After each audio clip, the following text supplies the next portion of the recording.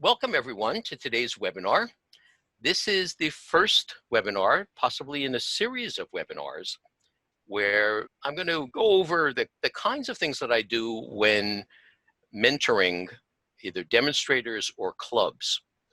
And this hopefully will wind up being a good resource. So this is called Setting Up vMix, which is one of the ways that demonstrators or clubs can use live video in their demonstrations. So this is all about rethinking demonstrations.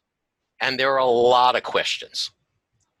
So, well, who are we? Why are we here? What is Zoom? What is vMix? What's USB? What's HDMI? But the meat of this is going to be how to do certain things, and then follow up with, well, where can we get some of those things? And most importantly, how to share. And at the end, we'll do a question and answer so that if there are any questions that didn't quite answer during the presentation, we should be able to do that. Let me just pop myself into the video for the time being. And let's go to the next slide. So at the moment, let me get out here, all of the microphones and phones are muted. Now, in general, with a large group, I don't let people unmute your microphones. But in this case, if you're just rather consistent about it and courteous about it, you can unmute your microphone at the bottom of your Zoom screen and ask questions or comments or whatever. But when you're not actually speaking, I prefer that you stay muted so that that way we can just cut down on the chatter and dogs barking and phones ringing and people burping and things like that. If you have questions, you can use the chat window and text either to everyone, or if you want to have a private conversation with a particular participant, you can text them. And when viewing this webinar, you should generally view it in full screen mode. For my video, you can just double click on on the slide that you're seeing right now and make sure that it's full screen. But when I do screen sharing, it's going to go full screen anyway. So I'm going to use a combination of video mode as is output from vMix and screen sharing. When you're in full screen, you'll see that the rest of the participants, their video winds up in like a film strip, a vertical film strip on the right-hand side. You can minimize that.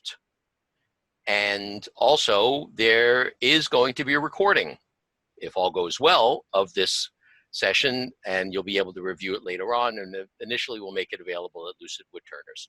And we'll talk about what Lucid is in a bit. All right, so who are we? We in general, but me, I'll start off with that. I live here in New Jersey with Lauren, and we are both woodturners and demonstrators, but we are hobbyist woodturners. I tell people that if we were professional woodturners, we probably wouldn't be able to afford to have woodturning as a hobby. We do demonstrate. We do mostly remote demonstrations, although we have demonstrated at the AAW symposium and SWAT and things like that. Professionally, I work for a company called Club Express, which facilitates enthusiast clubs, and there are actually about 10 woodturning clubs that are using Club Express, and Lucid Woodturners itself uses Club Express. One of my hobbies is mentoring people that want to rethink the way they're doing their demonstrations. And it could be people that are doing remote demonstrations, and it could be people that are have a club, and I get a phone call from people every once in a while that says, the guy with the video camera moved away. What do we do now? And so people are rethinking the way they set up their clubs for their on-site video so that they can show it on a screen, that maybe they could record it, maybe they can do multi-camera, things like that. Lauren and I also live streamed World Wood Day from Austria last March, and that was a challenge, and we were all set to do Tokyo this year, except the entire event got canceled. So have a little extra free time. And on some projects where it makes sense to do this professionally, I actually have consulted for live streaming for certain projects, not necessarily involved with wood turning, but if you've got something that you think could really like use 30, 40 hours, I'm available for that. Now I set up this community called Lucid Woodturners, and it's at lucidwoodturners.com. And the charter of it is that we are a group of turners who are using technologies in all sorts of forms to advance our craft and make wood turning accessible to more people. So this has got to do with remote demonstrations. It's got to do with using 3D printers and laser cutters and CNC machines, any sort of technology. Hey, if you're a club that's sending out emails to your members, that's using technology. And in that group are a bunch of people that are wood turning demonstrators. And a lot of them are on this session today. And so one of the focuses is what's the name keeps changing. Now people are referring to them as IRDs, interactive remote demonstrations. So we'll talk about this. But the same equipment that demonstrators are using to handle their cameras and things like that to do remote demonstrations, this is the same kind of thing that a club could set up on site to do multi-camera demonstrations. Okay, so why are we here? And I'm not talking about that existential question, you know, why does the earth exist and why are people here? I wind up teaching many demonstrators and clubs how to do the kinds of things that I'm going to show here. And so what I wanted to do is make a recording available so that people can have an introduction to the topic. And if I say, well, let's spend an hour or so I can show you a few things, and then we can decide whether or not you want to do this, and then I can help you set up your system. This would be a resource that people could review even before we do that, so that when we actually sit down, it's not that much of a fire hose. They'll have some grounding and can come prepared with some questions. So that was mostly the reason I wanted to do this particular webinar. Now, I was going to put the word relax like the entire screen, but I didn't want to get people nervous about relaxing. So as I mentioned, this will likely be a fire hose of information for most of you. There's going to be a lot of aha phenomenon, and for the people that are already doing it, there's going to be a lot of phenomenon, because you already know this stuff. So I'm going to do a mix of some very basic topics and some very advanced topics. So the thing to remember is that when you look at one of my my screens here, and you're going to see like 13 or 14 inputs, you don't need to do 13 or 14 inputs. I'm just trying to demonstrate a bunch of things. A typical system will have 4 inputs, and we'll talk about what an input is in a minute. But what really is that you really should know is that it is not important that you know how to do the things that are demonstrated here. What is important is that you know that they are doable. So that if you know that you can do a picture-in-picture, if you know you could do side-by-side, if you know that you could attach a microphone to a camera, these are the things that the mechanics of doing them are not difficult. But I want you to get an idea of where you could go from here. And so the goal of this particular session is to demonstrate a Windows computer with vMix with a basic setup. And for those of you that are wondering, yes, vMix only supports Windows for reasons. There are other video mixers that support multiple platforms, but there's a whole lot of reasons that a lot of us are using vMix, not the least of which is that although you can buy vMix for $1,200, you can get into vMix for $60.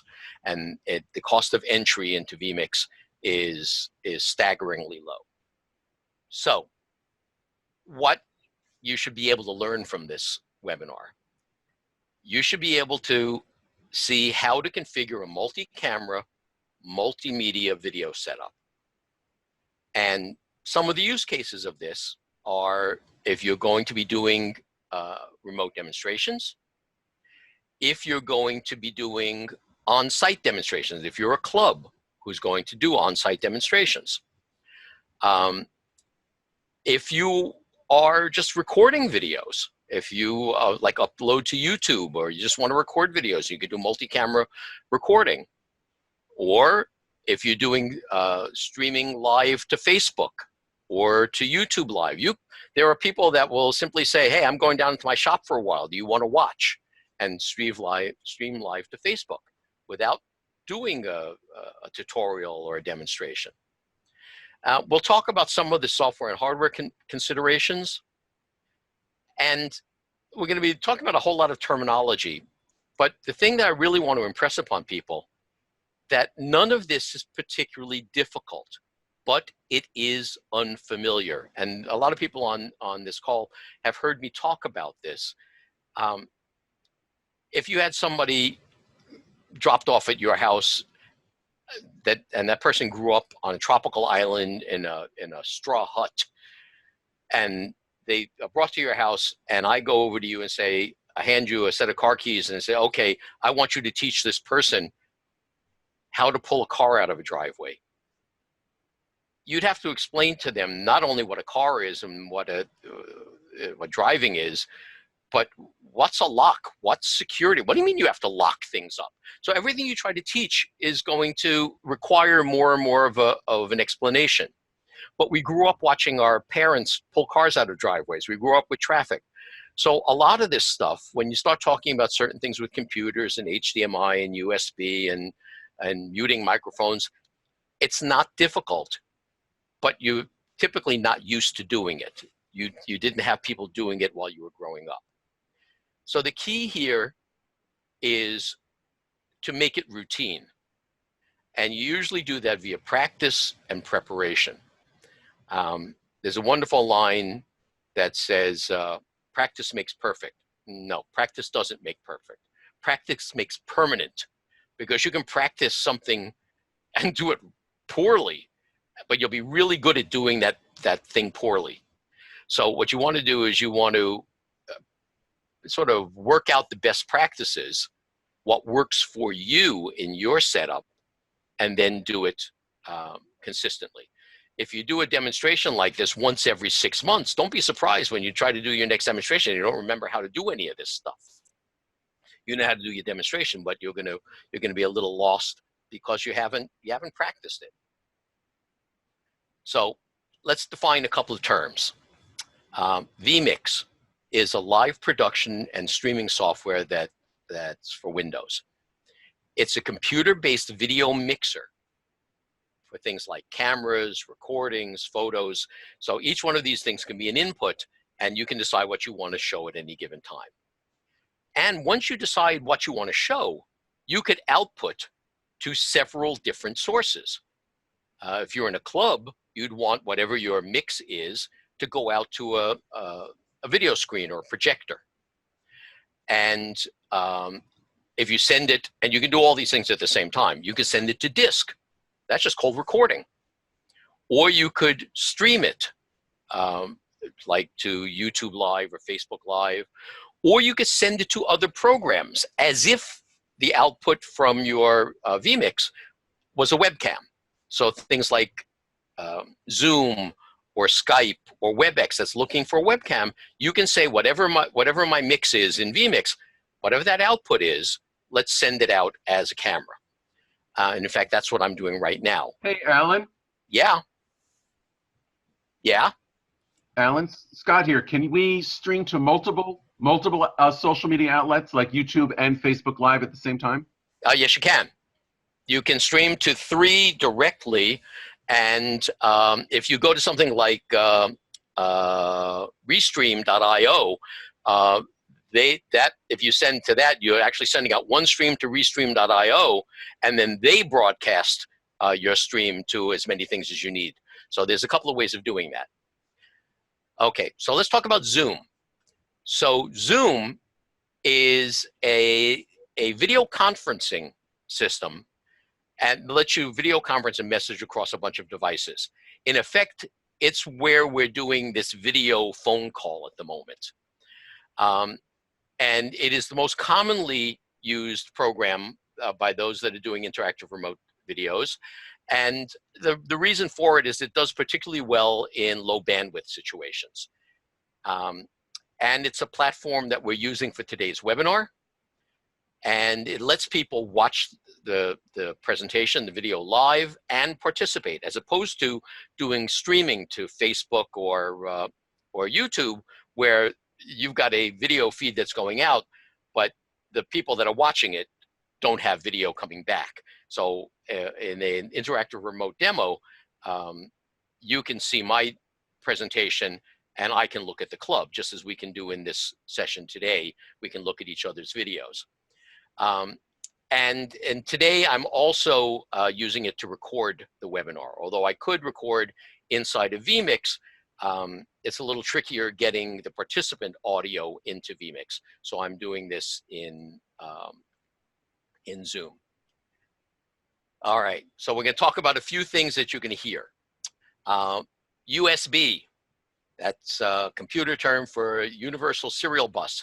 It's a very common way to attach devices to your computer, either directly into those little rectangular ports on your computer or by a hub, which is kind of like putting a power strip into the wall, where you can plug in multiple devices into one power strip. You can plug multiple devices into a hub.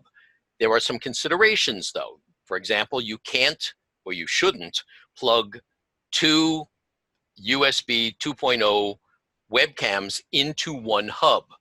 Much the same as, although you've got a lot of sockets in a power strip, you can't plug two toasters in there. So there are some restrictions. Although, and I'll mention it if I remember later, in a USB 3 hub, you can plug in a USB 3 camera and a USB 2 camera into the same hub. You just can't plug two USB 2 cameras in.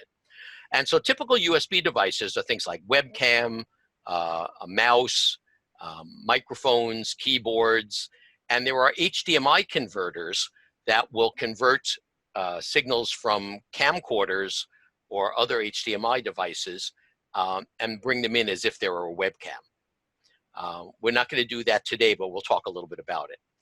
And just because it's very confusing, there are several different kinds of USB. There's USB 2 and USB 3. And within USB 3, there's lots of different variants. There are USB 3.0, 3.1, 3.2, and they keep renaming them, and it's getting more and more confusing. But typically, USB 3 is much faster than USB 2, and the USB 3.1 and 3.2 is much faster yet.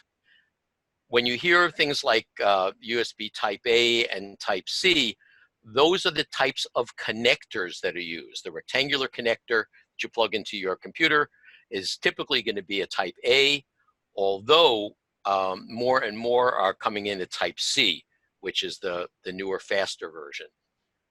So we'll talk a little bit about that. HDMI is the high density media connection that you can either use. Your computer may have an HDMI output that will let you connect up to another monitor, or your camcorder might have an HDMI output that you can connect into a capture device. What you can't do is plug the HDMI from your computer into the HDMI port on the side of your notebook computer. Right, you can't take the output from your camcorder, I'm not sure if I said that, and plug it into the HDMI port on your computer. Those are both outbound ports. If you want to ingest an HDMI signal into your computer, you need either, if it's a desktop computer, an HDMI capture card or a USB capture device if you're using a notebook computer. And then we're going to talk very briefly about this really cool thing called NDI, which is Network Device Interface, which is a way to send high definition video and audio across a local area network, including wireless. And so we can use this in vMix for desktop capture or in just any NDI source that's currently on the network. And I'll show two different sources. I'll show using a an iPhone as a camera, and also this new device called a Mevo Start. So that's kind of cool. All right. So for this webinar, I'm going to assume that if someone's trying to set this up, that we're using the $60 basic vMix HD license. It's called a basic HD. And this is what's typically used by demonstrators who are new to using a computer-based mixer. And this is often all they will ever need. Although as people get into it, they very often will upgrade to the full HD version or a 4K license to add additional features. You'll see what some of the versions are. And I'll show how we would download the trial version, and we can talk a little bit about the vMix license levels. And so what I want to do is I want to look at an advanced setup for a moment at some of the possibilities here. But again, I want you to relax. This can be a little fire hosey. So actually, maybe what I'll do is let me share the simple setup first. All right, so if I come over here, and you're gonna have to let me know if you can still hear my audio when I switch to the other screen.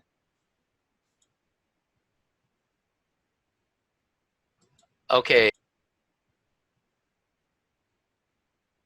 Okay, can you still hear my audio? It's good. All right, good. And you should be seeing a screen, a vMix with 4 inputs, correct? Correct. All right.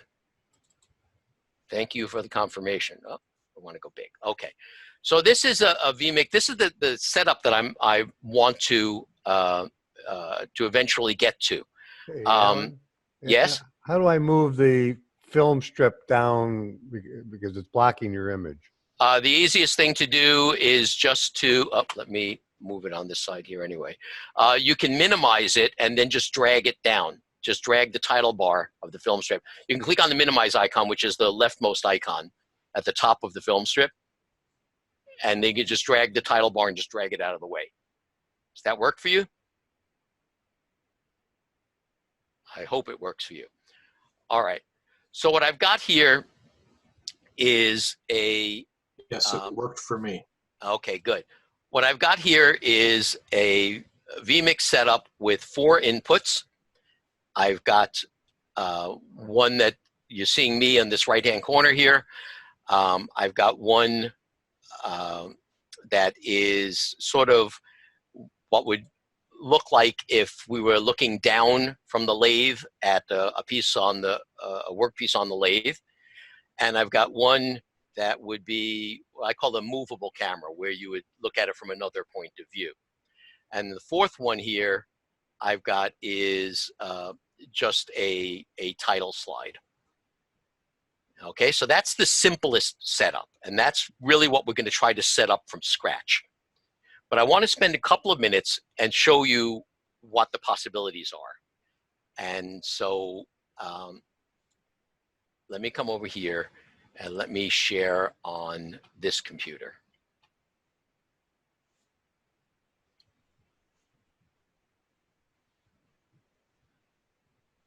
So now you should be seeing my vMix screen, correct? Everybody seeing the vMix screen? Yes. Someone? Okay, Yes. all right. So Yes. here you'll see that I've got 16 inputs up. And one of the inputs is the slide deck that I've been showing. And here's another input, which is video. So I just want to show you a couple of things. And just so that you get an idea of what we can do. I've got 2 cameras up. I've got this one, which is a Logitech. And in fact, you can look up top here. This is a C920. I've got another one here, which is a Logitech Brio. And the Logitech Brio is one of very few 4K cameras. In fact, it's probably the only 4K webcam. And one of the reasons I'm showing that is that I've got because I'm using the 4K version of vMix, I can actually use an Xbox controller and zoom around and do very nice, very high definition video. And I can do the same thing if I say go to input number 3 here, which is just a photograph. And I could zoom in. And this photograph, in fact, let me just do this. I'm going to click on this little icon down here, which shows an image larger. This photograph here is an older photograph of one of my earlier setups. But you can see at the top here, a computer that is mounted above and behind my lathe. I've got a webcam mounted above the workpiece on a magic arm. I've got a webcam mounted to the right of the workpiece over here on a quick release.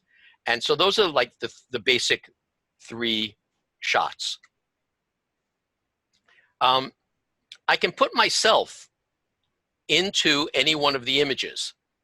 And the reason I can put myself into any one of the images is because I've chroma keyed the background. I've removed the background.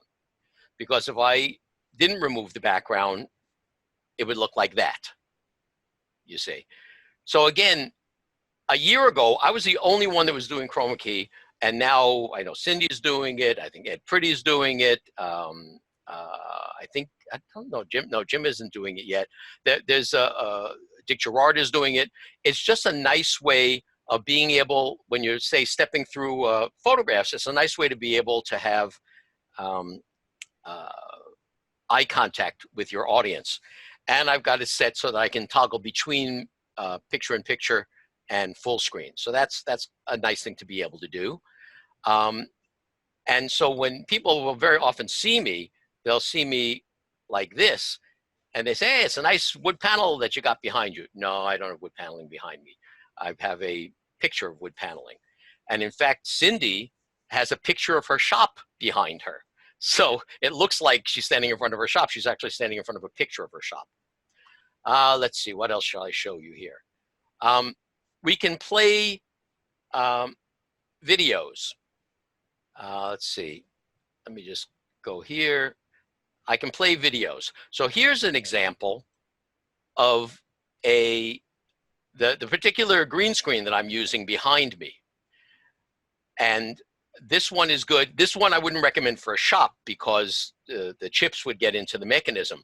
But this is really kind of cool for people that are sitting in front of a computer in an office or whatever. And so you can see what this looks like. I turned it around so people can see what the mechanism looks like. So that's kind of cool. But it's just an example of showing a video. And the reason why I like mixing video in is that, let me just turn off here. Sometimes having a 45-second video to show how something is done is just as good as spending 10 minutes setting up to show something that's going to be done for 45 minutes. Let's see. So this were some 3D printed of using wood filament. Some people want to know how some of the things that we make. Well, let's see, that's the thing on the bottom here that I made. But the idea is that I'm trying to get you to think of things other than just cameras. And particularly for those that are using a version of vMix that has more than 4 inputs, you can do this thing called multi-view. So I could actually have the inputs, as many inputs as I want. Cindy, for example, will have herself in the lower right-hand corner, a camera on the left-hand side or in the background, and her PowerPoint deck running in the upper right-hand corner. So there's a lot of things you can do there. And we could even do virtual backgrounds.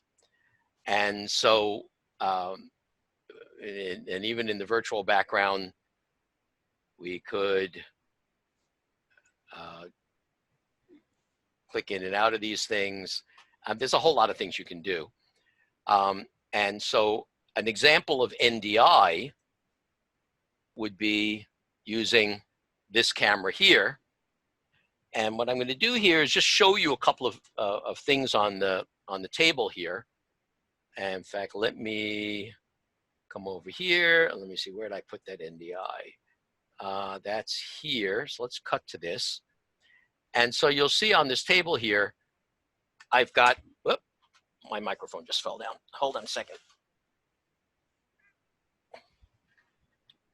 All right. So I've got a cordless microphone that people can use like at a club site. Here's the receiver for it. This is an example of a typical USB hub that connects to a computer. Is an example of a HDMI to USB adapter. And this thing over here is if somebody wants to get ridiculously into this. This looks like a GoPro. It's not. It's a Sony camera that I've got in a cage. And it's got a 1-inch sensor, 4K camera. Wonderful piece of equipment if you want to spend $700 on a piece of equipment. But it's a fantastic camera.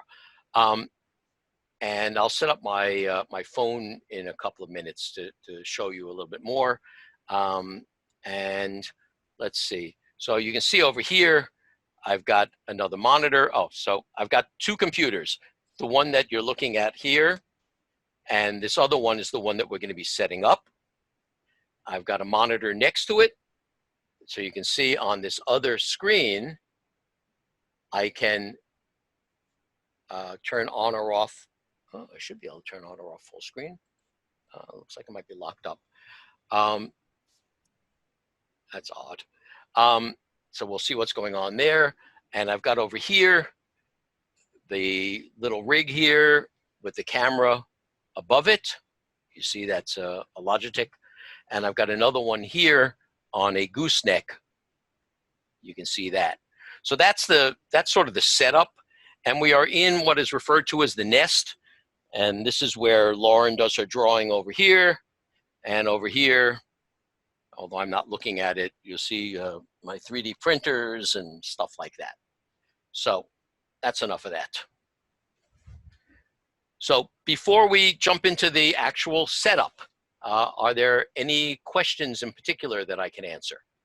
And we'll try to keep these questions brief. Yes, no? So, Alan, yeah. Should you have any consideration for the people that are receiving? Will it make any difference for the receiver, since you're the sender? I don't understand the question. So what would the clubs have to have that would be different depending upon how the setups are? Oh, well, for a club to receive a remote demonstration, they just need a device that connects to the internet. And typically it's a computer, but I mean, it could be a cell phone. It could be anything that can run Zoom. And then they have to have a way of connecting the audio to be heard and the video to be seen. So there are a number of ways of doing that. The club doesn't need vMix or anything else to receive a demo. A club might want to use vMix if they want to have a multi-camera setup that they can display on their screen and maybe even do a remote demo to another club. But they don't need that. To download speeds because our club, if you remember, I told you that Wi-Fi one day it worked and the next day it didn't. And a hard wired connection is always better. Yeah, generally a hardwired connection is better. Although Lauren and I wound up doing a demo for a club on Long Island. And I said, well, I'd like to do it remotely. And they said, no, well, we changed venues and now we're at Old Bethpage Village, which is a restoration village. And so we meet in the cafeteria area and there is no Wi-Fi there. So Lauren and I dragged all of our equipment out there and loaded it in what would best have been described as a car wash. And we did the demo there. And as soon as I got there, and it never had occurred to me to ask about this. I just checked my cell phone to find out what cell service was like there. and they had a 60 megabit download there, which was 10 times what they needed to receive a remote demo. So they could have just used a cell phone and attached it to their monitor, and they could have received a remote demo.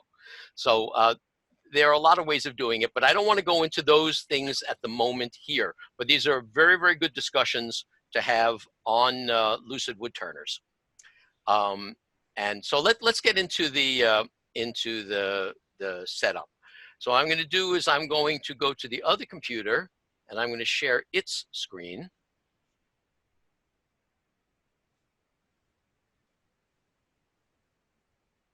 Okay, so,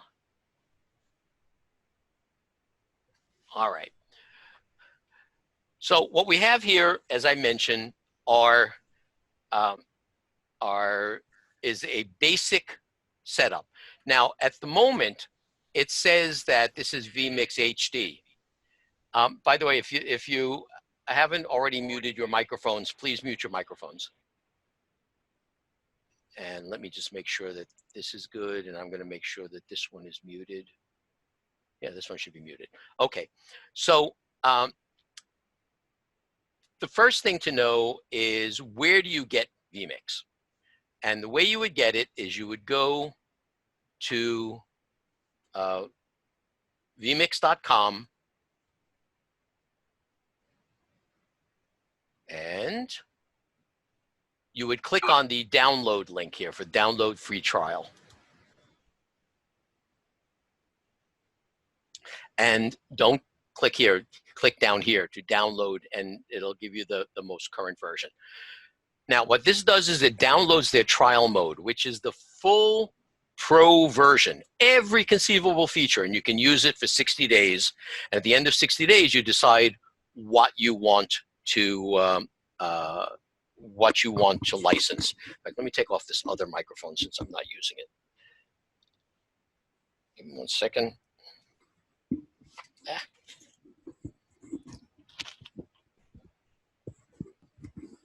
Too many wires. When I get this microphone surgically implanted, it'll be so much easier.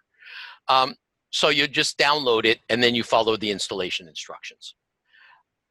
When you look at the comparison of the versions, this is the basic HD. This is what we were talking about, the $60 version. And what that allows is for 4 inputs. And these things on the right here, these down here, are the inputs. And of those, 3 can be camera or NDI sources. It goes to a high def, which is 1920 by 1080, and you get 1 overlay channel. An overlay channel is something that gets stacked on top of your active image. They all allow recording, they all allow streaming. So the difference between the basic HD and the full HD, we're going to skip this standard definition one. This one is $350. You can have as many inputs as you can possibly use before your computer starts spitting flames out the back. And there's no restriction on the number of cameras, and you get 4 overlays. And everything else is the same, except you get a couple of other things. You have a thing called the video list. There's a thing called vMix Call, which is another way of doing remote participation other than using something like Zoom or Skype. And that's actually what Lauren and I use. There are a couple of other things here, but the main thing is, if you start with the $60 version and want to go to the $350 version, you simply pay the difference in the 2 versions. There was a question? Yeah. Can you give me an example of what an overlay channel is? Yes. And we will not only give you an example, I will show you how to set it up. And picture it like, remember the overhead projectors that you'd have in school where they had these acetates and you lay down the acetate? Well, if you stack acetates, they're in fact layers. The one that's on top is, obscures the things underneath it. So you'll see the overlays in a minute.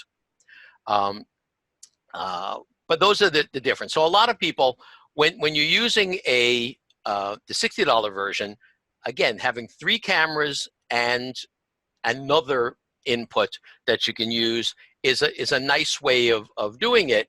But sometimes if you wanted to switch out, you wanted to have your 3 cameras, but you wanted 2 videos, or you wanted a PowerPoint deck and the lower third and things like that, you can switch out this 4th input. And there's ways of doing it very neatly. But very often, as you saw with my other screen, for those of us that have the, the computer horsepower to do that, it's, I can have 30 inputs up if I wanted. But that's the reason why somebody would go, and someone like Emiliano and I know Cindy, they upgraded to the full HD version. All right, so let's just talk about a few things here. What we have in the upper right-hand corner, this is called the program window or the output window. This is what you send out to your audience. Now, it could be sending out to your audience, and the audience could be a monitor that's in your club room. It could be that you're sending it out to disk, which is just called recording. It could be that you're sending out to another program like Zoom. It could be that you're streaming to Facebook or anything like that. And these are all controlled down here. So if I go into stream, you'll see that I can stream to different destinations. So this was what Scott was asking about before. By the way, when you ask a question, if you don't mind, just state your first name so we know who you are. So if we wanted to go to Twitch or to Facebook or whatever, so you could set up to 3 streaming destinations and put them out at one time. This external button here is why you're able to, if I wasn't sharing the screen, why you would be seeing just this output. So instead of looking at my vMix screen, because if you're in a club site or if you're demonstrating, you don't want the club or your audience to see the vMix screen. You just want them to see whatever the output is. And that output is going to, you'll be able to switch it. And so the idea here is that if I say have my input number 1, you'll see that the output window has a green title bar. And the preview window has an orange title bar. So when you switch between items, if we just cut back and forth, whatever was in the program window gets moved to the preview window. And the reason for this is that you could actually set things up in the preview window and then move them over. So you may want to, queue up a video or something like that. You can actually set it up over here and then move it over. Typically, demonstrators don't do that. We're just going to cut between them or actually play between them. So what an overlay does is if I cut to input number 4, this is a title. It's referred to as a lower third. And I'm just using this as active. And the way you can tell that it's active, you see how this title bar is green? Now this is green. This inputs title bar is green because that's telling us that it is in the program window. And the one that's in the preview window, its title bar is orange. And if I were to cut between the two of them, now the title bar's colors reverse because now this one is in the preview window and this one's in the output window. Now, if I take, there's 1, 2, 3, 4 at the bottom of the input, and these are the 4 overlay channels. The basic HD version only enables 1 overlay channel. So if I click on this, so if I take this input and click on the number 1, which is saying I want to take this input and put it into the overlay channel, a couple of things happen. One is you can see that the number 1 lights up green. And so it is telling me that it is in the overlay channel. It's in the output window. I could have, and it's not important that you know how to do this, I could have put something else into the preview window, and I could have, let me take this out. I could have right-clicked on this and put it into the preview window. In that case, this overlay is orange because it's in the preview window. So the point is the colors are really important. And the reason why this gets particularly important is if I take this image and put it into the overlay window, so you can see that's the number 1 here is green, and also it's repeated up here. This is a quick way of toggling on or off the last of the overlays. The problem is if I try to switch to another input and I cut to this one here, now it's showing me that my webcam is actually live. Well, why can't I see it? And the reason is I've got another image. I've got this one here, input number 2 is in the overlay channel, and it's a full screen overlay, and there's nothing transparent about it. So it's just sitting right on top. It's like you have a photograph and you stick another piece of paper with a photograph right on top of it, as opposed to this one, which has a transparent area on top. So the key with this is to be able to configure it so that you either use things in the overlay that don't totally obliterate the thing that's behind it, or you do it picture in picture. You resize the size of the overlay. So that's what we're going to do. But I just want to let you know what overlay channels are. There's a way of taking an input and laying it on top of another input. With the $60 version, you get one overlay channel. But there's even another way of doing things called a multi-view. So if I click on the gear for an input, I can actually go to a multi-view here, which gives me 10 overlays for this specific input. Again, this is useless for someone that just has the basic HD version, but like Cindy and some others are actually using this to say, I want a view or a scene that has these 4 or 5 inputs in it, and I just want to treat that as one input. So that's where you could go with it. Okay, so I don't know why my share thing dropped down. Okay, so what I'm going to do is I'm going to start from scratch. Oh, one thing I did want to mention. So you see that input number 3 is green because it is the thing that's in my output window. Input number 1 is orange because that's the thing that's in my preview window. And all the rest of them are blue. And on this one here, there's there's audio attached to it. So you'll see right next to it a little scale showing the audio. And in fact, I'm going to turn this on. And you see, I also have audio attached to this one here. If I turn on the audio for this one here, you'll see that the audio changes from blue, which meant it's not being used anywhere, just like these inputs are not being used. But now you'll see the audio that is going into vMix. Now, I want to be very specific about this. It's going to get a little confusing. Audio, okay, this is sending audio into vMix, which would be useful if you were recording down here in vMix. That is not to be confused with the audio that is being used in Zoom. In Zoom, you simply say, I want to pick, in fact, let me just jump to that if I can. If I come here and I go here, this is an important thing to know. If we go into audio here, here's where we pick our speaker, we pick our microphone, but there's nothing here that says I want to use vMix's audio. You also pick your video. So I'm saying I want Zoom to use the output from vMix as opposed to one of my physical cameras. So the point is that when you're setting up stuff in here, this has nothing to do with Zoom.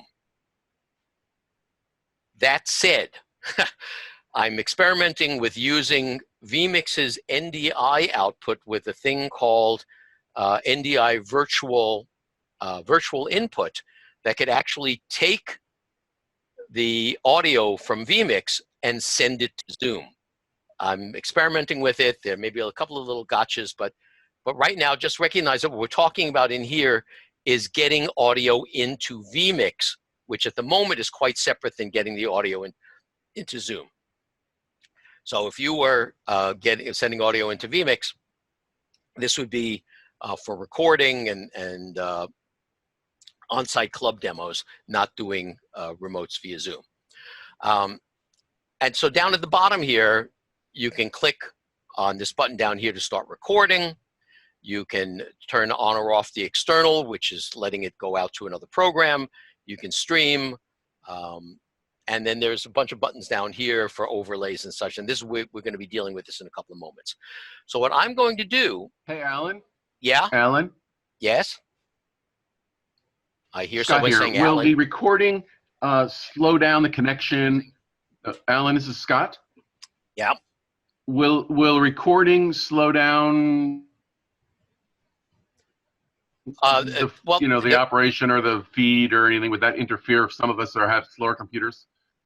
Well, yeah, it depends on the nature of the computer. And the easiest thing to do is to test. And what you can do when you're recording, if you find that you're having some difficulty recording, you would set this to MP4, and then you can actually set the bit rate. And if you find that you're having trouble recording at, say, 20 megabits per second, you could maybe drop it down to 8, which would be less taxing. It also depends on whether or not you're recording to a hard disk or if you're recording to a solid state disk. There's a lot of things to consider. You'll see at the bottom here, see if I can do this, at the very bottom, it shows that I am in a 720p, which is the lower end of high def. I'm at 30 frames per second. I'm getting a 6 millisecond render time. The GPU is how much is of the graphics cards cache is being used. vMix is using, on this computer, 25% of the total CPU to do this. On my other computer, because this particular computer does have an NVIDIA graphics card, but it's not using the higher end version. This is using their MX series, so it's not as efficient. On that other screen that I had those 19 inputs up. I was only using, how many, like 6% or 9% of my CPU. But what I'm going to do is I'm going to create a new preset. Now, I'm going to save this. So this particular setup, exactly as it is right now, I can save, and I'm going to call this setup B. And the key here is that you can save your setups. You don't have to define these over and over and over again. You get it working right, and then you save it so that you can simply recall it. So if I come over here and I say I want to do a new setup, it's going to ask me what I want to do here, and I'm going to choose this, say 720p,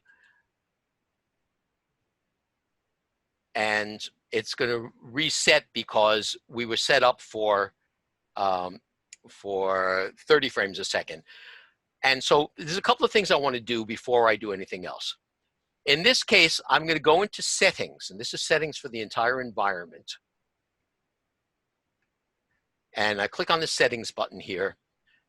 And over here, I'm going to say I want the frame rate to be, say, 30. And I want it to be 1280 by 720.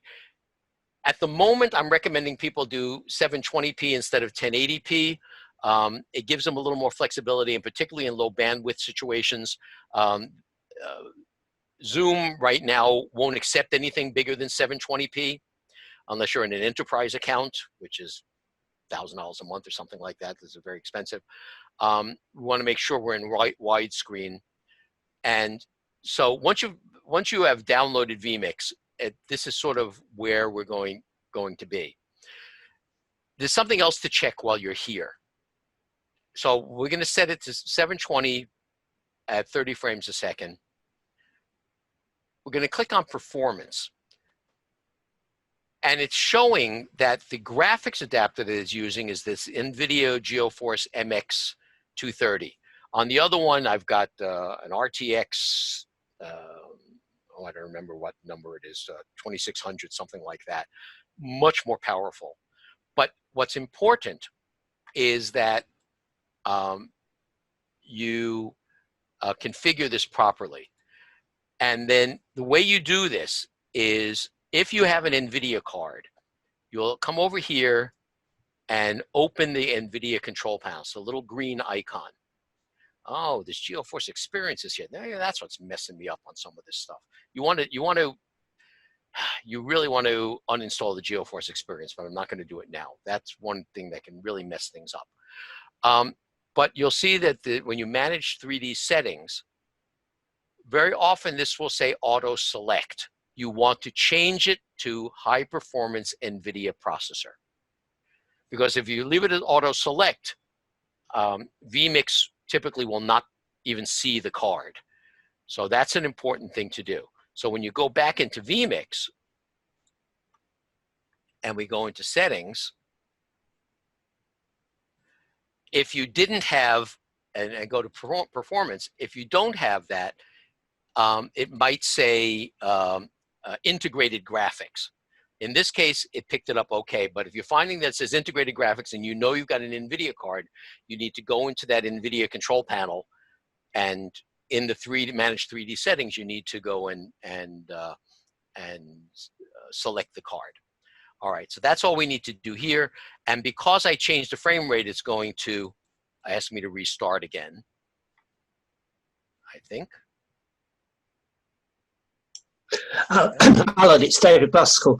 I noticed there you were running the card on NTSC settings. If anybody's demoing to, say, us or to anybody in the UK, Europe or elsewhere, wouldn't that be better to set that to PAL?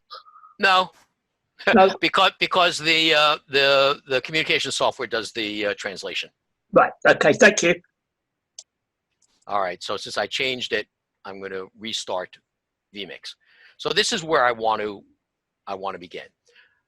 Okay, so now I have got, on this computer, I've got several USB ports.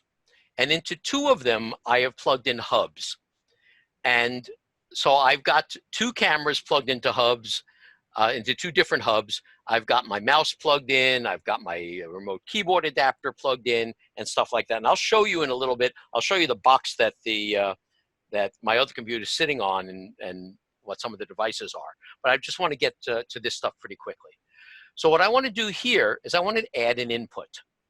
So if I say add input, typically what you want to do is you want to add a camera. So I'm going to click on camera. So these are all the different kinds of inputs you can do. A video file, a portion of a DVD, an image, a folder of images, PowerPoint deck, all that kind of stuff. So we're going to pull down the camera. And the one that I'm going to pull down first is the one that's mounted above my little sample. And this is called the Logitech Webcam 925E. And I've got it set, although it's I can actually bring in 1920 by 1080. At the moment, I'm just going to bring in 1280 by 720. Just for this demo, we want to make it very simple. And we're going to say that we want it to be NTSC 30p. And then it says, what audio device do you want with this? Now, this is an interesting question. And the reason why this is interesting is that if you look on the left side here, you can make an input that's an audio input. But what we're going to do is we are going to attach microphones to each of these two cameras. So what I'm going to say is I want the audio device to be the Logitech C925E. I wanted to attach that camera's microphone. And if I choose OK, something obnoxious is going to happen. It's going to come in here, and if I had my speaker turned on, I would be hearing feedback. And the reason is that the microphone is on, and I'll be hearing it through my speaker. So first you want to do when that happens, you want to turn off the audio. Now here's the important part. What you want to do is you want to click on the gear here, the cog, and do two things. One is you want to turn off automatically mix audio. And we'll talk about that in a minute. And then you want to go to audio settings, and you typically want to turn it off in your headphones. So you come down here and you can either do it with the slide here, or you can turn this little icon from green to gray. Now, let me explain what these two things are. Automatically mix audio means turn on the audio for this input whenever the input is put into the output window, and turn it off when you take it out of the output window. For a camera, that's useless. You don't want your camera's microphone going on and off just because you happen to show that camera. But it is very useful for things like a video, where when you are playing a video, when you put the video into the output window, you typically want to have this thing here that say automatically play with transition. So you want the video to start playing, and you want the audio to start playing along with the video. And when you take it out of the output window, you want both of those two things to stop. But by turning off automatically mix audio, and then I close this, what happens here is that you see that it's showing the audio down here, but it's blue, meaning it's not currently being used. If I want to use the audio for that microphone, I can just click on audio, and it turns green, and it shows up next to the input window, the output window. So you can see that the audio is actually going into your program. So what I'm going to do here, though, is I'm going to go back into the settings here, and I'm going to just call this C925E with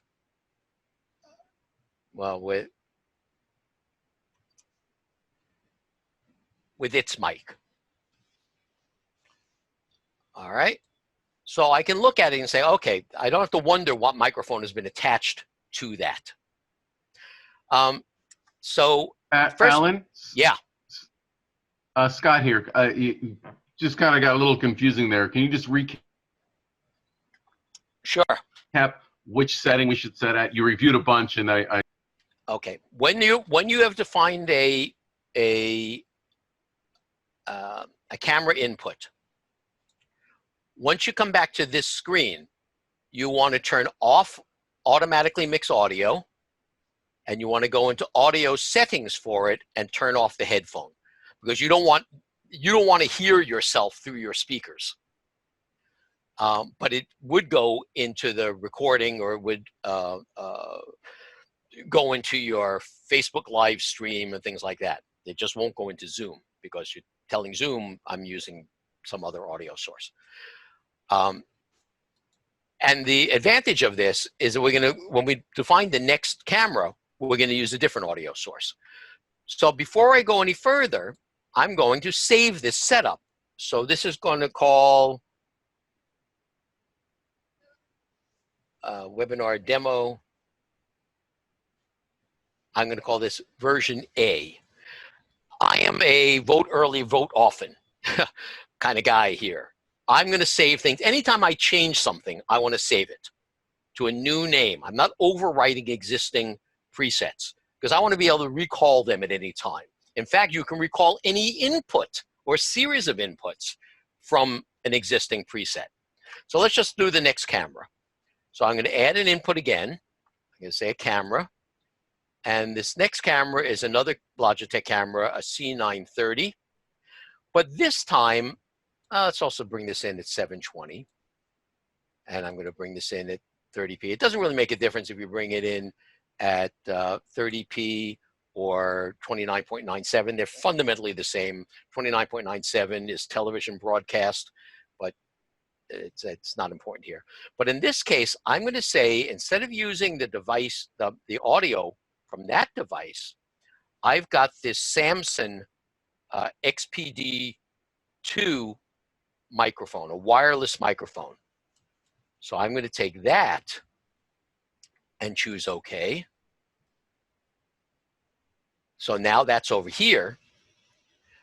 And now I'm going to go in here and do a couple of things. We're going to call this the C920 with Samson mic. I'm going to turn off automatically mix audio. I'm going to go into the audio settings and turn it off in the headphones. And then just close it. So now I can turn off the audio for the camera that's up here, and I can turn on the audio, and that's using this other wireless thing. You'll see the wireless thing in a moment because I'm going to add a third camera. Thing is, you can actually use both of them. And now they're both green and they're both showing up here. So this would be a way of just showing that you can actually turn on both microphones. Now, why would you want to turn on both microphones? Well, maybe you've got one microphone that's under your face shield and it's not hearing your lathe, and you really want to hear the cuts of the lathe, and so then you could be able to turn on the other microphone. Again, Zoom doesn't know about this, but vMix would know about it. So the next thing I do, save. I can put this into the details view in Windows and sort the column by modified so that the most recent ones are at the top. Just click on it and then just change it to B. Next up, the crappy camera. I'm going to use the camera that's in the lid of the notebook computer. That's the integrated webcam. The most this has is actually 720p, and I'm not going to use any audio at all. And there's my input here. I don't have to do anything with the output, the audio, because there is no audio. You see there's no bar next to it, but I am going to save it. So I'm going to save this to C. So those are the basic 3 inputs. I'm going to do one more input, which is, I think this is sort of the way Lyle does his. I'm going to add another input, and I'm going to make this a title. And when you do titles, you have a bunch that you can choose from. I'm going to choose a very simple title here. And if I choose OK here, it has 2 lines, and you can see it down here. There's a headline and another line. So we're going to call this Lucid Woodturners. And I come down here. That's the headline text and the description. We'll call this vMix Setup Webinar. Hey, Alan. Yes, sir. Scott here. Maybe it's a stupid You just cut out. Try it again. Whatever your current setup is, will it default to your last setup when you reopen vMix? No, it doesn't default to your last setup. You should explicitly either open it by clicking open or click down here to pick it from recently saved lists. Or if you're looking at your Windows Explorer, if you just double click on the name of the setup, then vMix will launch and load that setup. But there is another thing. There's a last button up here. And that is particularly useful if your computer crashed or something like that. It actually does maintain the last thing, but if you click on that, it won't have the name of the setup here. It'll just say the word last, and then you should set it up as a new one. Last is an oops kind of thing. Much the same as if I close this inadvertently, you see this little icon now shows up, that little restore. That'll just say oops and just puts it right back again. In fact, I could close all of these, and then it's an undo for closing of inputs. That's really handy when someone clicks on something they shouldn't click on. All right, so if I quick play this one. The way you can put them into the output windows, you can either click on quick play or cut. Quick play will do, in our case, a dissolve, a fade rather, whereas cut is a fast cut. So if I take this and put it into the output window, I'm just showing this input. Oh, let me save this one here. So let's do this one.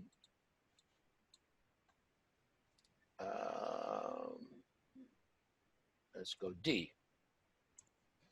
Okay. But this one, as I mentioned, this area up here is actually transparent. It's not black. So if I switch to, say, this input number 1, and I take input number 4 and put it into the overlay number 1 by clicking on the number 1, now it overlays. It's on top of my active image. The active image is the one that's green. So you can see that input number 1 is green. But now we're going to do something a little funky. What I'm going to do is I'm going to configure this. I'm going to click on overlay down here. And in the basic HD version, you only have 1 overlay. This one has 4 overlays. And so I want to change overlay number 1 from full screen to picture in picture. And you'll see down here, the zoom area is disabled currently, but if I click on picture in picture, now it becomes live. And I can just take this and bring this down to say, let's bring it about that size.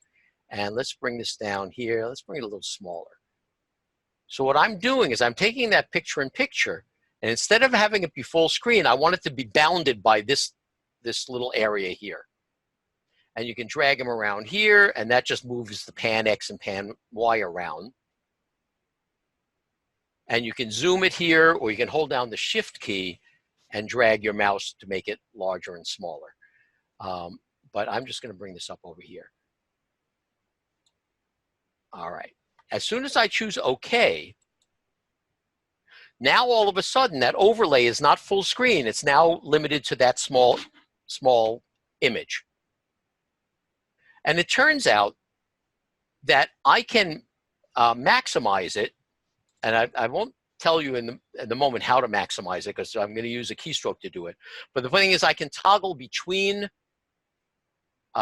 picture in picture and full screen. Now, where this gets to be particularly useful is when you take an image and you want to show multiple views of something, like that. And so here we have the picture-in-picture and the active image. So this is being overlaid on top of the active image. Looking at the colors here, the green title bar is the active image. The one with the green 1 in the overlay, that's the overlay channel. It's showing up here, and I can turn it on and off here. Now, thing is that it's covering up part of what I want to show, and I'll show you where the keyboard shortcuts come in really handy to do that kind of stuff in a moment. But I could either move the camera, or I could just slide the image over to the left, and we'll show that because that's easier done with the keyboard. So since I have reconfigured this, I am going to save this, and we'll save this as E. And now I'm just going to open one that we recently saved. Let's go back to B for a minute. So this was exactly the state that when we saved it. Anything was turned on, if external was turned on, if microphones are on, the entire environment was saved. I can go back. I can go back to open. The difference between pulling down the list here, I can go back to open. If I just click down the down list, it just replaces what's ever on the screen. If I click on the word open, I can come over here. Oh, that should have been an E. I could come over here and say, I want to I don't want to replace everything. I want to just, I can deselect all. I can say, I just want to grab the title from that one. And instead of saying open, which would just replace what I've got with whatever I selected here, I can choose append. So you can have different setups with different videos in them, with different cameras in them, with different slide decks within, with different pictures. And you don't have to recreate these things. You can simply say, in this setup, I want to go get those inputs. That makes sense to people? That's incredibly powerful, especially since if you turn on external to make it available as a webcam to something like Zoom, you can't change, you can't just open a new preset, but you can append. So you can lop out a couple that you don't like anymore, and then just suck in 2 more from another input. I'm going to just open this one again. That'll replace it. And I'm going to rename it to E. Hey, Alan, this is Jim. Yeah, Jim. I don't think you showed those who have not seen the system before.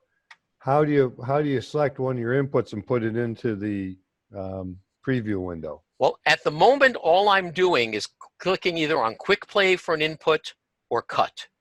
Quick play, let me get this out of the way here. Right, but if I wanted to take input 3 and put it into, or camera, integrated webcam into the preview, how do you do that? You just click in the middle of the, why can't I do this?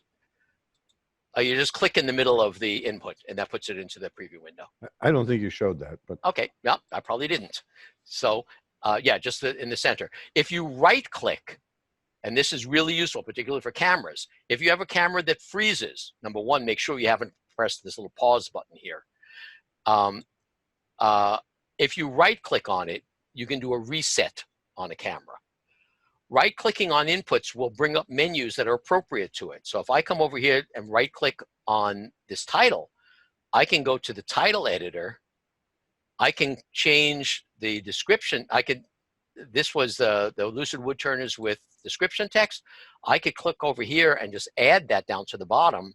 I could then go to the description text using Zoom for the webinar. And I could add that. And then when I close this, and I'm going to save it again. And again, it's not important that you know how to do this. It's important that you know it is doable. What that allows me to do, let's assume that I'm putting this into the overlay and that I maximize it. And the reason why I'm not showing you how to do this got to do with if you left click to put it into the overlay into the output window, you right click to maximize it. If you right click to put it into the preview window, you would left click to maximize it. It's dizzying to, it makes sense once you've done it a few times. But the key here is that where it says Lucid Woodturners using Zoom for the webinar, if I right click on it, I can actually now select the other one that I saved. And so you could have different titles for different areas of your demonstration. Or if you're at a club, you say, well, on break, we'll be back in 15 minutes. You could even have a little countdown timer going like I did just before we started this session. So that's handy. And again, since I made that change, it's time to save. I want to be able to go back to something that was working if I screw something up. Okay, so what we've done is we've defined 4 inputs and we have defined the overlay channel. And we've defined this one overlay channel to be a picture-in-picture. Now we're going to go do something really cool. We're going to go to Lucid Woodturners. We're going to log in. I'm going to go to the members only area. And most people will be going to the discussion forums, and there's a rethinking demonstration stuff, and there's a whole bunch of topics in here, and I'm really pleased at the level of conversation that's happening recently. But if I go into the members only area and I go to the document library and I click on remote demonstrations folders, there's a download here, say Alan Z's updated keyboard, MIDI, and joystick shortcuts for vMix. I have already downloaded them. So you just download that to your computer. Now, Alan, Mike Peace, the view you just showed where you showed us Lucid, are you showing that within one of the output windows in vMix? no, at the moment I'm sharing my screen in Zoom. Okay. So whatever is on my desktop is showing. If I wanted to, just the hell of it, I could add an input that's a web browser, and then I would go, too many W's, dot Lucid.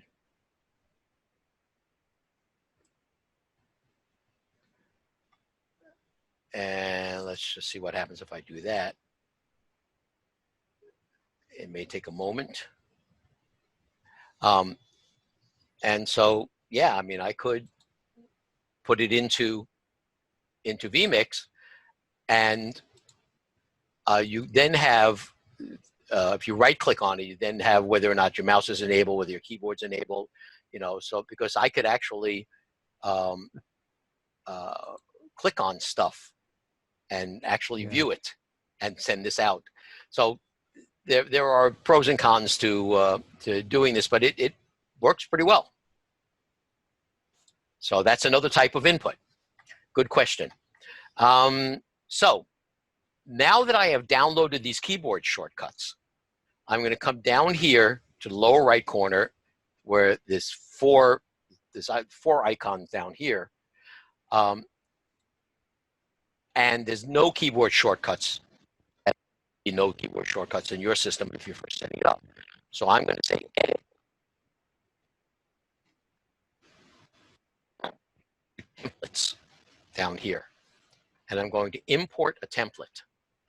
And the template that I'm going to import is in my downloads folder, and it's called AZ joystick, whatever it was called.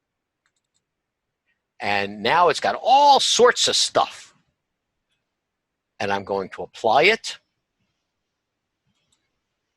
And I'm going to choose OK. And this is where the magic happens. This is where all sorts of really good things happen. Picture a keyboard. You've got rows of keys. You've got the numeric key row. You've got that's the top row, aside from the function keys. You got the numeric key row. You've got the QWERTY key row with the QWERTY. You got the ASD key row and the ZXC row. So I'm just going to put me in here. I'm going to turn on a remote keyboard here. So this is just a little wireless keyboard. I'm going to work probably both keyboards, the wireless keyboard, but the wireless keyboard is going to do everything that the keyboard in the computer is doing. The key here is that this is going to make it very easy for me to switch between cameras. So right now I'm viewing input number 2. If I want to view input number 1, all I have to do is press the 1 on the keyboard, and it fades to input number 1. If I want to view input number 2, I just press the number 2. If I want to view input number 3, I press the 3. Input number 4, I press the 4. It doesn't get a whole lot simpler than that. Now, so the first row, 1, 2, 3, 4, control inputs 1, input 2, input 3, input 4, sends them all one at a time to be active. And if you watch the title bar here, if I click on input number 1, whatever was active goes into preview. If I press number 2, whatever was active goes into preview. And input number 3, whatever was active goes into preview. Now, the cool part is when you want to do picture-in-picture. So let's assume, and when I drill people, I say, okay, show me number 1. And all they do is they press the 1 on the keyboard. Now, if I want them to show me input number 2, and show it in the picture-in-picture, they press the second row is for the picture-in-picture. The second row is for the overlay. So if I press the Q, it's going to take input number 1 and put it in picture-in-picture. If I press the Q again, it takes it out. If I press the W, the second key, it takes the second input and puts it into the picture-in-picture. If I press the E key, the third key on the second row, it takes the third input and puts it picture-in-picture. And if I press the fourth key, the R key on the second row, it puts it into the fourth input. And here's what I was talking about before is if I want to switch between the picture-in-picture and full screen, I've got the M key, like Mary, which in our case stands for minimize, maximize. So you can toggle between maximizing and minimizing your overlay number 1. So this way you can have the overlay number 1 do double duty. It can be both a picture-in-picture or a full screen, depending on what you really need to show. But by default, we've got it set up so that when you put an input into it, oops, I didn't mean to do that. If you put an input into it, it's going to go into picture-in-picture. Now, as I mentioned, I'm going to press the W key to put input number 2. So think of the rows. The top row is the active image. The second row is the picture-in-picture, overlay number 1. We'll get to the third and fourth row in a moment. Al, But yeah, you created those little frames underneath 3 and 4 by doing what again? you're talking about the inputs down here? Yes. Oh, by adding input down here. And you picture what you want to have in the inputs. We'll go back over that later on if we need to. But yeah, that's the way you create these inputs. Every time you add an input, they wind up over here. If you have the basic HD version, you can only add 4 inputs, and of those, only 3 would be cameras. Now, the thing is, let's take input number 2 and put it into overlay number 1. So I can either click up down here, or I can press the W on the keyboard, which is the second key on the second row. Now, as I mentioned, this looks pretty good, except the overlay is kind of covering up what I really want to show. So what I've also done is I've configured the cursor keys, the arrow keys. If I press the left key, it just moves the image over to the left. Right key moves the image to the right. The up key moves the image up. The down key moves the image down. The page up key zooms in.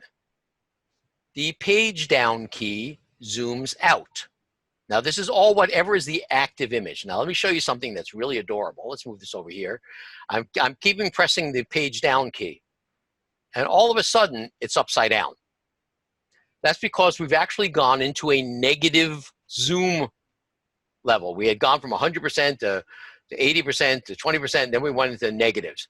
So whenever you're here, you can press the 0 key on the keyboard to both restore 100% zoom and reset the left and right. If you want to reset them separately, let's assume that I move down like that, and I move over here. If you press home, it just recenters. If you press end, it just zooms back to 100%.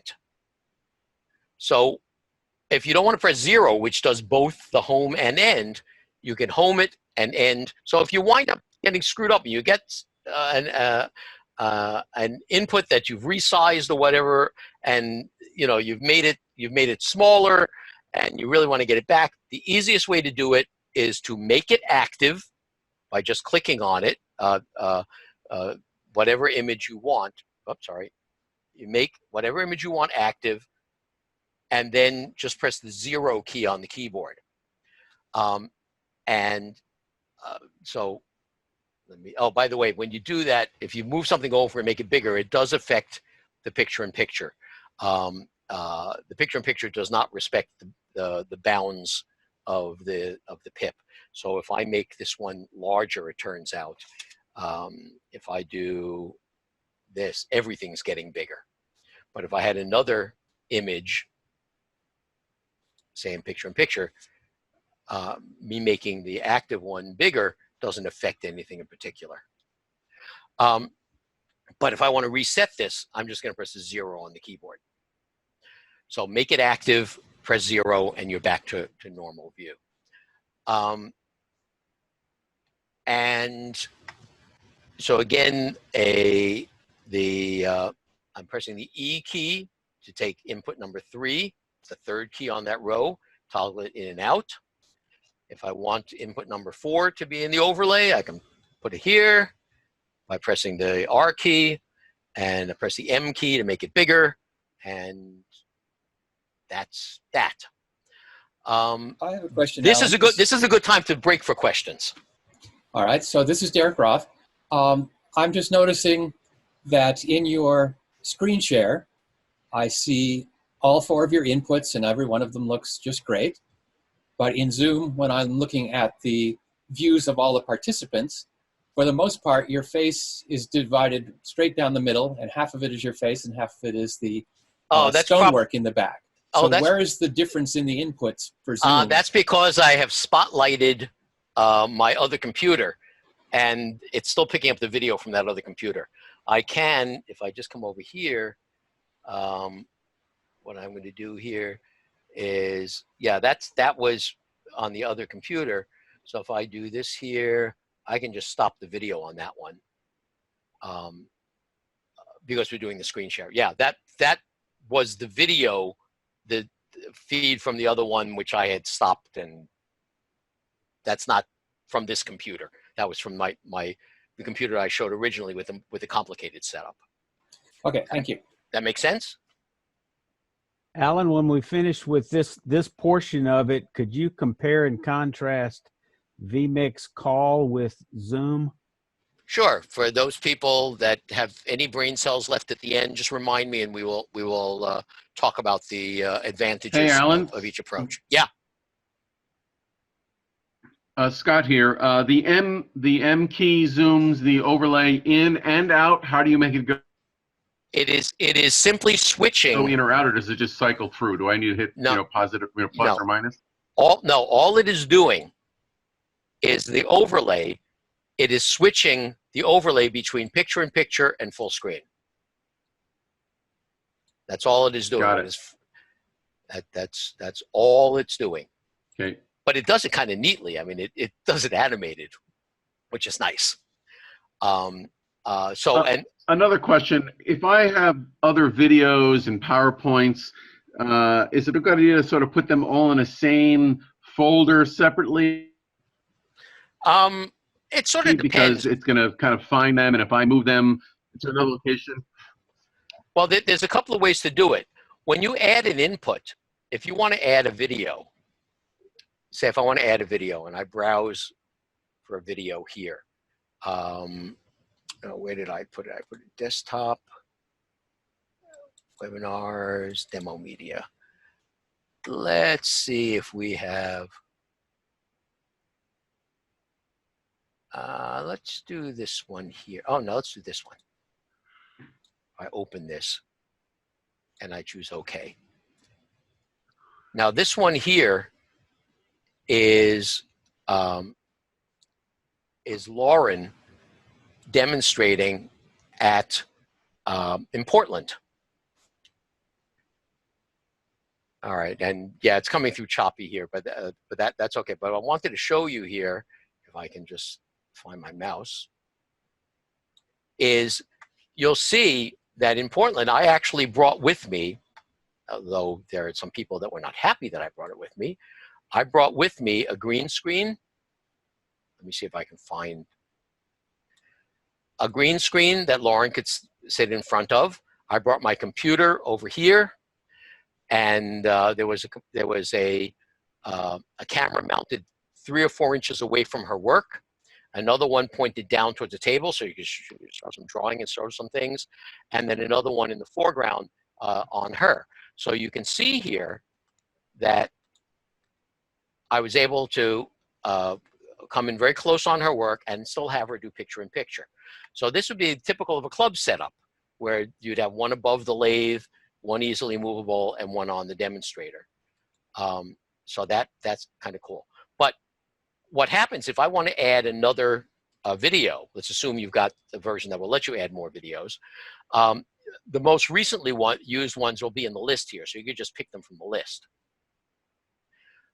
Another way of doing it is to, say, open a browser, and I could go to desktop, vMix webinar, demo media here, oops, demo media here, and you can just drag a video directly in like that, and that'll create the input.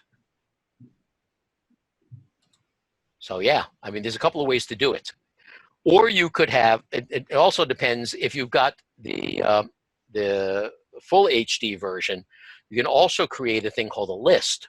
You can add an input here and create a list. And then what you do is now you add pieces. I want to add this one here, and this one here, and this one here, and this one here, and we choose open. And now if I choose OK, I can actually right click on this and say, which one of these things do I want to show? And you can have a list. And what's nice about this is it uses up less memory because it doesn't actually load them until you actually click on them.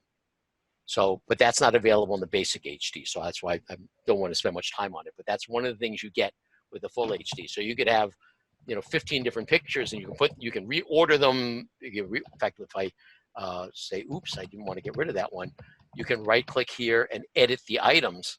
You can change the order of the items and stuff like that. I mean, vMix is an incredible program when you think about what you can do with it. More questions? Yes, no? I think someone's trying to ask a question, but I can't hear them. Alan, can you hear me now? Yes. Yeah, I can hear you a little better. Ben, question. When you're saving all these configurations, is there a way to compare them without actually going into them, looking at the metadata, essentially? You wouldn't want to.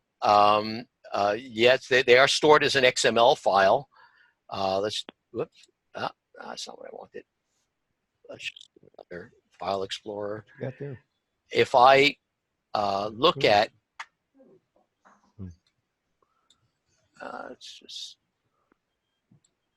do this here. If I were to look at this,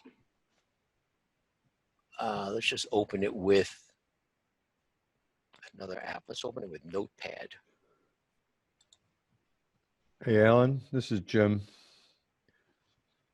Yeah, my guess is you don't want to see this. Yeah, but Alan, it's not a matter of, is there a way to compare these configurations as the number gets up? Do you get what I mean? Not really. The easiest thing to do is to just open them and take a look at them. Okay. Because looking at the metadata is not going to help you particularly. Yeah, I understand. So, other questions? Yeah, Alan, this is Jim. Hello, Jim. You mentioned that I put a file up on, on Lucid the other day. Yes. Of the keyboard shortcuts. Yeah, I was going to mention that if we look at, go back into Lucid for a moment, we need to move it into the document library. But what Jim is talking about is in the Rethinking Demonstrations. What did you? Oh yeah, this is what he put together. What they call the keyboard shortcut cheat sheet. And if we look at that, he's showing the 1, 2, 3, 4 makes 1, 2, 3, 4 active. QWER takes and puts it in overlay 1, 2, 3, 4. The ASDF, the third and fourth rows, zoom in or zoom out inputs 1, 2, 3, or 4. as opposed to the page up and page down, which zooms in or out active. Right arrow and left arrow up down moves the active input. Left, right, up, and down. Home recenters, end change magnification. 0 does both of them. M minimizes and maximizes the overlay. And if you've got a folder full of pictures or a PowerPoint, what you can do is you can use the greater than key, less than key, it's actually the period and the comma, to move back and forth between the slides or the pictures. So yeah, that's a really useful thing. We'll stick that file in the library so they don't have to go chase it down in that particular message. Thank you, Jim. Other questions? Yeah, I have a question. It's Jeff. If I'm Okay. using, Can somebody who's not speaking just mute your microphone so that we don't have that chirping in the background? Thank you. Go ahead, Jeff. so I'm using 4 inputs, and then I want to show a video. I'd have to close one of the inputs and then reopen it and look for my video. So it's better then to a priori set up different presets that have different situations that I know I'm going to occur during the meeting. Well, yeah, you can. You can switch presets, but if you're doing, say, a remote demo, what you can't do, let's assume that I come over here and I turn on external so that it is being fed into Zoom. If I try to open another preset, I don't care which one it is, and I try to open it, it says, you can't do that. You can't do that while external is running. It says you have to stop recording external output and streaming before you can open a preset. Okay.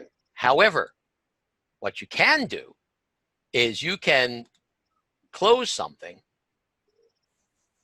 You can click on open, figure the one you want, come over here, click on open, and then just go get whichever ones you want. And instead of opening it, which replaces it, you can append. You'll notice that external is still turned on. I want to go get, say, this title. And now the title comes in. So you could have a preset that has 4 different videos in it. Right, okay. With no cameras. And simply say, go get me that video from that preset. Now, the advantage of doing that, rather than simply say, I'm just going to create a new video input, or another approach is to say, I'm going to change this input.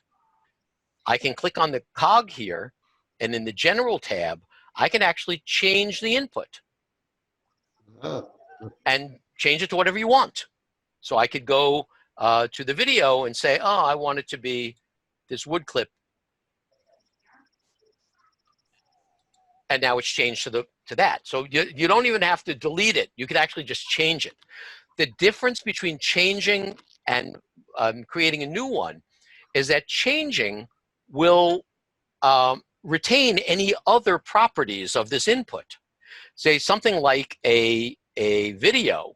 If I cut to this video, I can actually say, well, I don't want to start this video over here. You see how it's moving through the video, and I wanted to start the video over there. I can stop this and come over here, right click on this and say mark in. So I can mark the starting point, and I can come over here and mark out. And then if I restart, it's only restarting to my mark in point.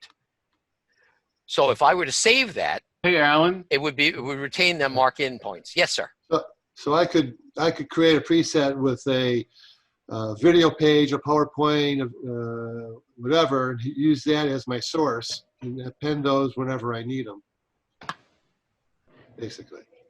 Yeah, and that's a very nice, this idea of being able to append it without having to shut off your external while you make some changes, I think is neater than loading a whole other preset. Okay.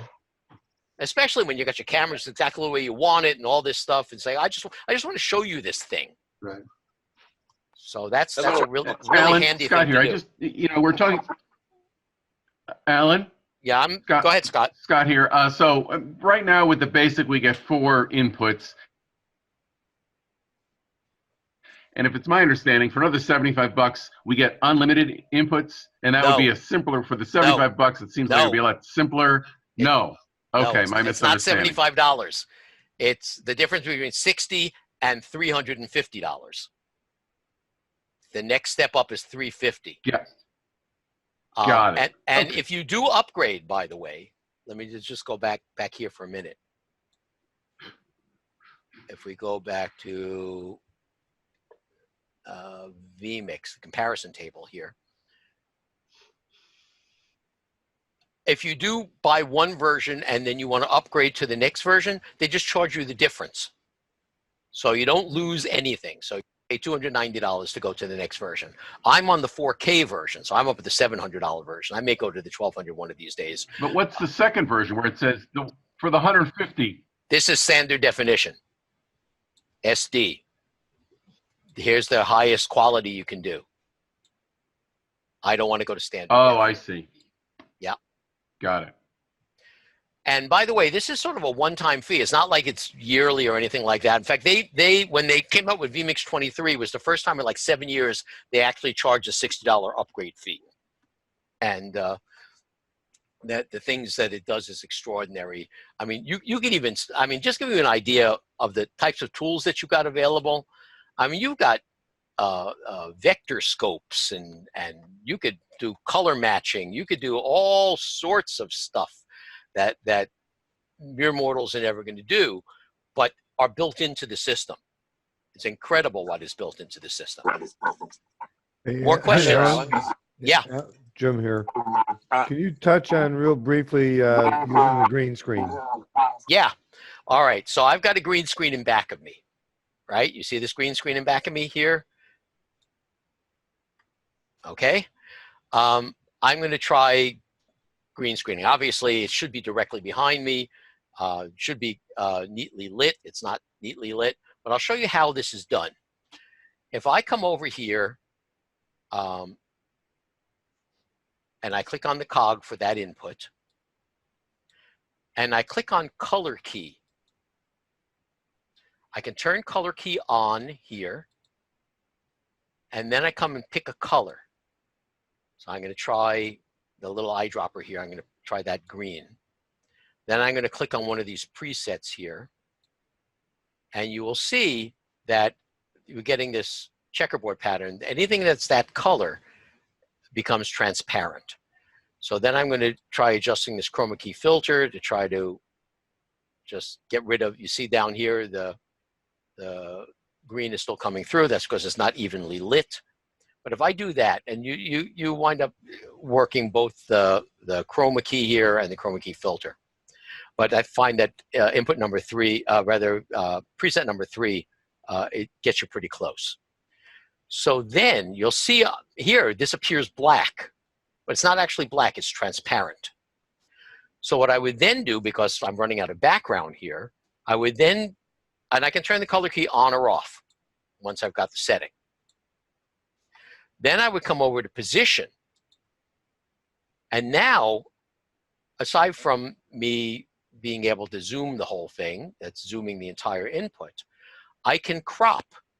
So I can pull in from the left like that, and I can pull down from the top like that. And 1 second, let me see if I can get this up a little higher, like that. And you'll see that I'm still getting a little bit of the of this thing here. So I'll go back into color key and see if I can adjust that out a little bit more. Oh, I look like crap. So I would really have to, I would have to even out the lighting a little bit. But once I have done that, and I've changed the position and all of that, then if I save this, because I always save H, whoops, H, GH, right? So now I can press the number 2 to show input number 2. And I could press the E to drop me into the picture. And I can press the M to make me bigger. Assuming, of course, we're actually seeing me on the monitor in the background here. You see I've got a monitor set up in the background. In fact, let me show you something that's important. In a club situation, you see this full screen button here. This takes whatever is in your output window, just like external, which is sending it to an external program. This is turning on or off the monitor. It's taking the output and sending it to an external monitor. And the way that's done is you go to your desktop, you right-click on it, you choose Display Settings, and if you've got an external monitor, it'll show the 2 monitors. And by the way, if you have a monitor to the left of your main monitor, just drag it to the left. So that way when you move the mouse to the left, it'll go into your other monitor. So I'm just putting it over here because it's to the right of my screen. And what you do is at the bottom here, by the way, you always want to leave this at 100. Very important. It screws up things if you don't have it at 100. This is the scale and layout. Leave it at 100. And then for multiple monitors, instead of duplicating this display, because I don't want my vMix setup shown on my external monitor or my projector or whatever at the club, I want to extend the display. So that way, when I go back into vMix and I click on full screen, it will show up on that display. And it shows which, in fact, on my version, I can say, what do I want to show on that display? I could, if I want, show a thing called the multi-view. I could show a particular input. The full HD version's got a couple of things that the basic doesn't have.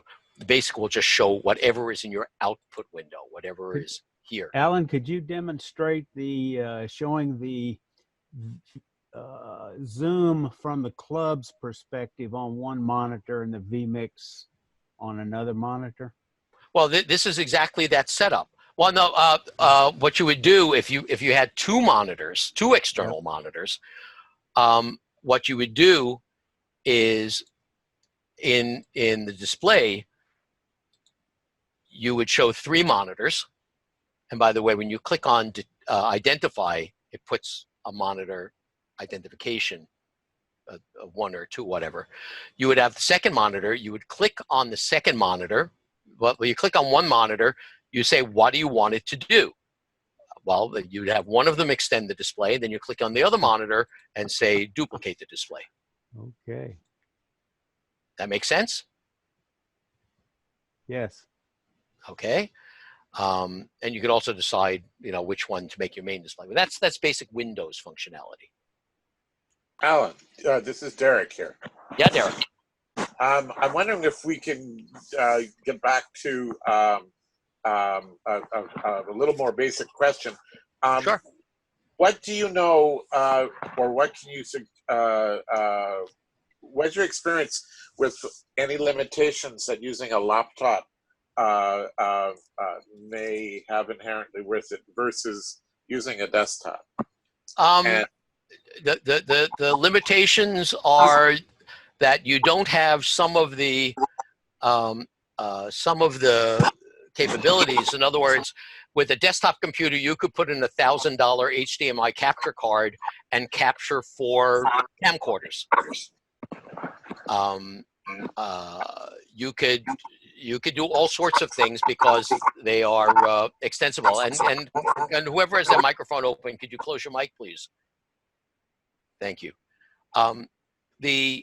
So desktop computers are extensible.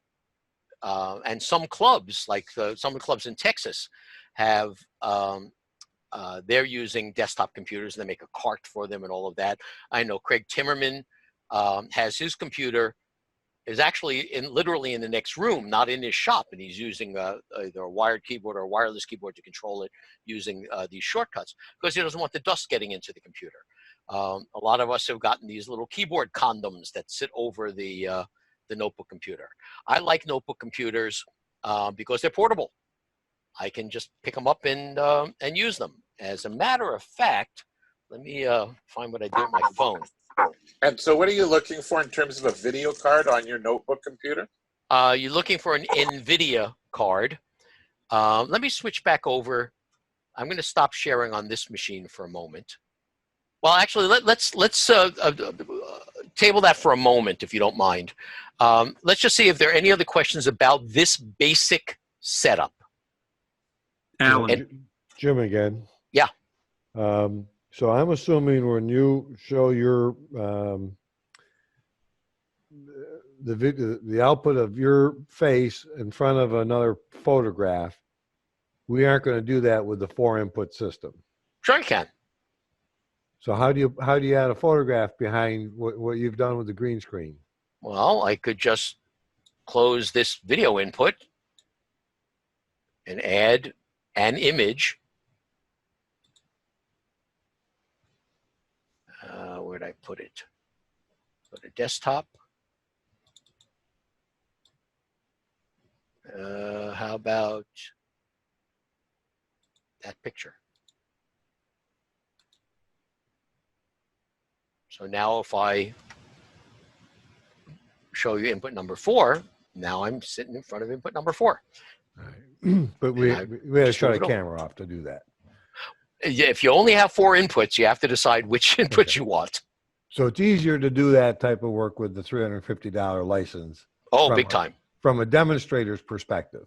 Yeah, oh, absolutely. Okay. And that's why people like Cindy and Emiliano have done that. But until someone does it a little bit, I don't want people to spend $350 if they're not sure they're going to do it, if they're not going to do very much. Now, someone like Mike Peace, I think, I don't know if he's still on the phone, in the call, when he and I talked about it originally, he was saying, well, you know, I've only been asked to do one remote demo at that time, and I don't know how much I want to invest. I said, yeah, but aren't you doing YouTube videos?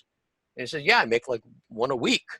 And I said, well, how are you doing them? He said, well, I've got a camera, and I do a camera over here, and I record something, and I move the camera, and I record it, and then in post-production and editing, I put them all together. And I said, well, wouldn't you like to have 2 cameras up and just be able to switch between the 2 cameras and record in vMix?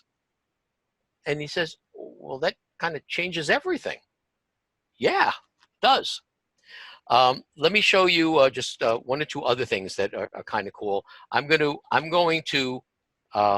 go into my phone here, and I'm going to turn on an app called NDI Cam HX because I want to show you something that's kind of cool. And I'm going to add that as an input. So I'm going to go here to NDI. It should find it. Oh, no, shouldn't find it because I haven't turned it on yet. All right, so it's seeing my NDI HX. And it should show up, good. And if I, if I cut to this one here, I'm going to turn off its audio. Hey, Alan, does that app work for Samsung phones? I think there's an Android version, but I'll show you. This is Mike. I have one, yes. Alan, to get it to recognize, you can still have vMix running, and you turn on the app, and you turn on the camera before you select the camera? An input? Is that the sequence? Well, are you talking about NDI? Yes. NDI, it'll just pick up whatever NDI sources are currently broadcasting on your network. I guess I was having some struggling with that in getting it to recognize the NDI camera. There seemed to be a sequence of events you had to go generally, those are very often firewall issues or virus protection issues. But let's take that offline for a moment, because really what I want to show is something that's really kind of cool. Let me see, where is my thing here? I'm going to take myself out of the overlay. Let me simplify this for a minute. Let's take this out. And what I'm going to do is I'm going to turn on the video light. And so what's cool about this, come on, I'm getting a lag here that I shouldn't get. There we go. What's cool about this, I'm actually looking into this hollow form. And right now I've got too many wireless things going on. But the idea here is that I've got, in effect, a, let's just stop that. I've got, in effect, a battery-powered high-definition camera that focuses to a couple of inches and has a light right next to the lens. That's a pretty powerful tool to have. This is Mike. It's also real handy to give the audience for a demo a 2-minute tour of your shop. Absolutely. Now, you need a decent wireless connection, which I don't have in this room, unfortunately. One of my routers got flaky. It's very useful. The other approach would be to use this new camera that I mentioned. If I come over here, it sees two sources. I can say I want to go to this Mevo camera that I've got. And this is the Mevo camera. Let me just bring this up into preview. So you can see this one here. This is a new little camera. I'll put it in front of my face so you can see the size of it. It has a 6-hour battery life. And I mean, there's no light in it, but this thing is fantastic. And okay, Alan? Yeah. Just as an extension there, I have a borescope camera, which is on the end of a USB cable. Yeah. And that would just be seen as another camera if it's plugged into the appropriate USB input to the whole computer. Is that correct? Yeah, it just is treated as a camera. That's correct. Question for you. It's Joanne. Which app did you have on your phone in order to use it as an NDI? There are two companies that make NDI apps. One is Sierra Online. They were the first ones out with it. But the people that actually developed NDI is called, in fact, let me just cut here, is called Newtek, N-E-W-T-E-K. And they're providing the app. And this is the newer that's the Android app, is Newtek NDI.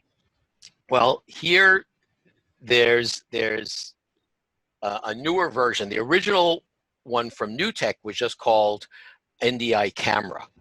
Now it's called NDI HX, I think.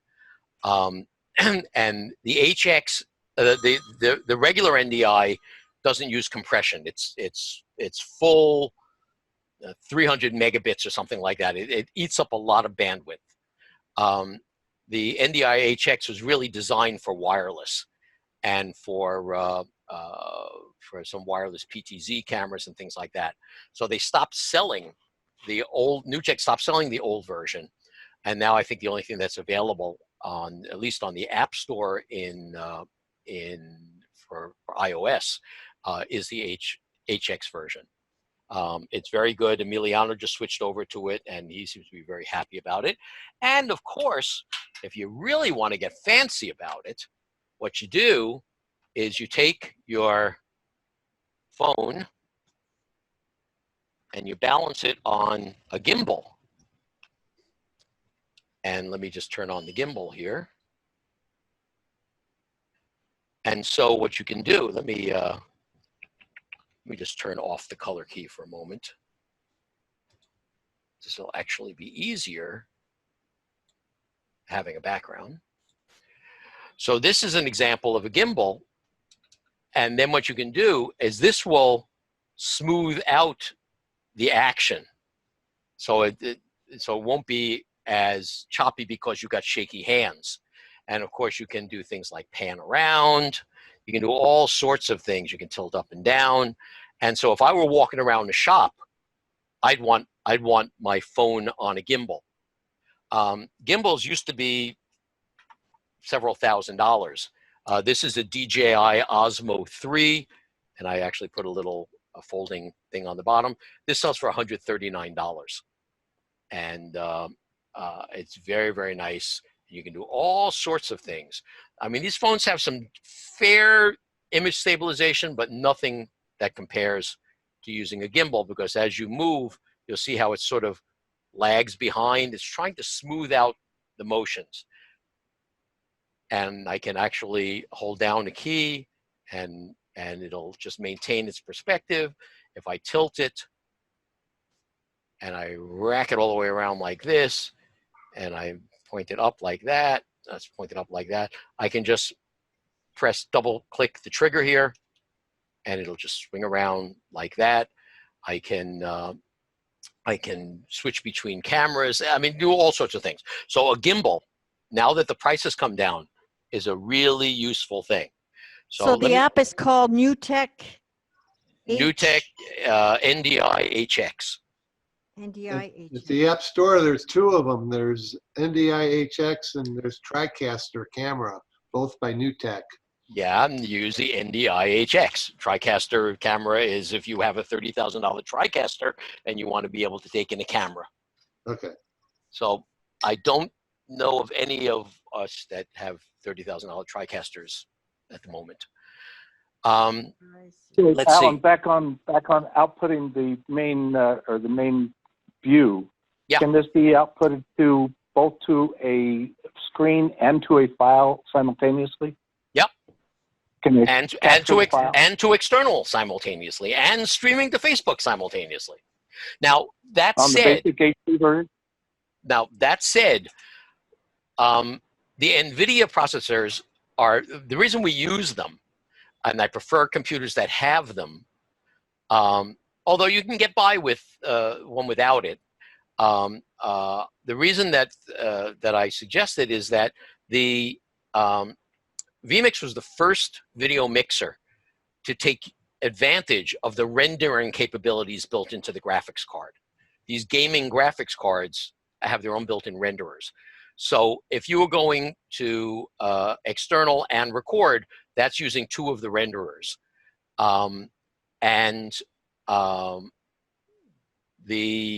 So it could do this without touching the central processing unit in the computer. When you get beyond two, then it starts eating up CPU space.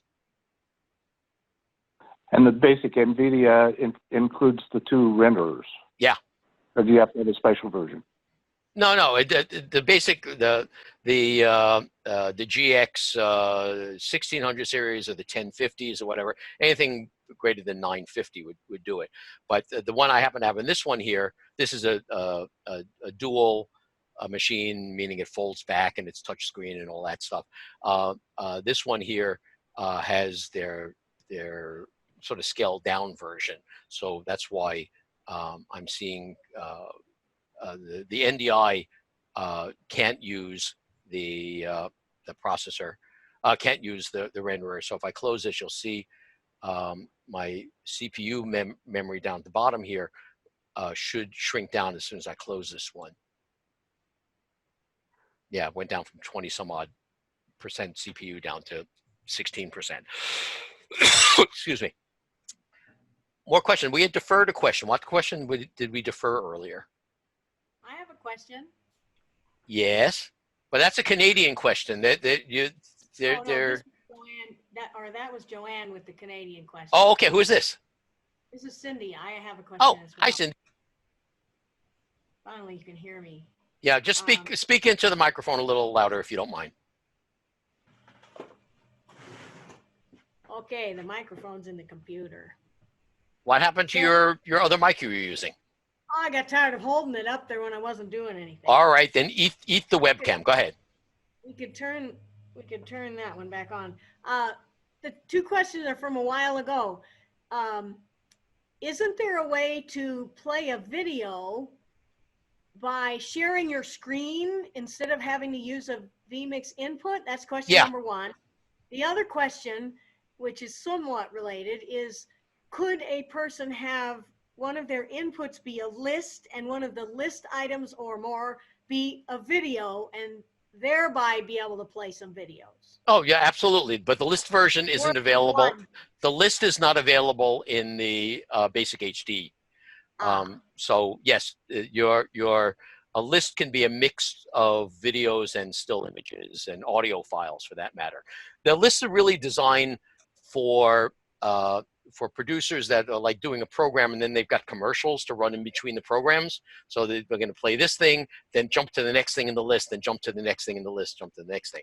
I use it just because it's really memory. Is there a keyboard shortcut for advancing the list? I believe it's the next picture, previous picture. I think it's the same keyboards shortcuts that you use for moving through a PowerPoint deck. I could be wrong. I could test it easy enough, but I don't want to test it right now. And what was what was the lead-in question to that one? The other question was the one about compare and contrast the vMix call with Zoom. Okay, so back to Cindy's question about screen sharing.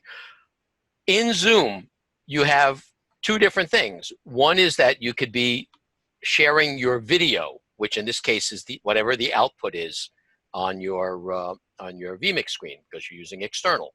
You're saying, Zoom, use this as my video, use this as my webcam in effect. The other is you could share the screen like I'm doing right now. Now, why might you want to share a screen? Well, if you've got a PowerPoint and you need the animations that are in your PowerPoint, because when you do a vMix using a PowerPoint, it's just sucking in each of the slides one at a time and making a copy of the slides. So you don't have things like animations and fades and stuff like that that may be built into your PowerPoint. You don't have hot links. You don't have all sorts of things that you could do there. So one way would be to say, I'm just going to share my screen. I can put the PowerPoint on the screen. I'm going to share that. Again, that's got nothing to do with vMix. The other reason that you might want to share your video in Zoom is that if your video has audio in it and you want your audience to hear the audio that's in it rather than just showing it in vMix and then talking over it. Because remember, Zoom is not using audio from vMix. It's only taking video from vMix. So one of the things you can do when you share your screen, there's a checkbox at the bottom just before you share the screen that says share audio. And there's another checkbox that says optimize for full screen video. So if you are sharing a video, you click on optimize for full screen video and it will change some of the frame rates and just change some of the compression around. So those are two reasons why you might share the screen rather than say, I'm just going to put an input here in vMix. Now, the other thing that's important that I hadn't mentioned is that these keyboard shortcuts, as you can see, are incredibly useful. For me to just say, I want to bop myself into this corner, and by the way, let me just change this back, turn the color key back on. For me to be able to just do that is very, very useful. And then to say, I just want to move that over and all of that. But the caveat is that vMix is what in Windows is called has to have focus. And what focus means is that if I've got, say, this window up and I've got, oh, I took it off here. Let me put it back here. And I've got, well, let me just do it this way. And I've got, let me just do that. And I've got this window up. And they're side by side. If I start typing, let's assume this was a word processor in a spreadsheet, only one of those two is actually going to get the keystrokes. It is the one that has what's called the focus of keystrokes. So, and it's the last one that I clicked on. So, If you've got the Zoom screen up, say you're not sharing your screen, say you've got the Zoom screen up,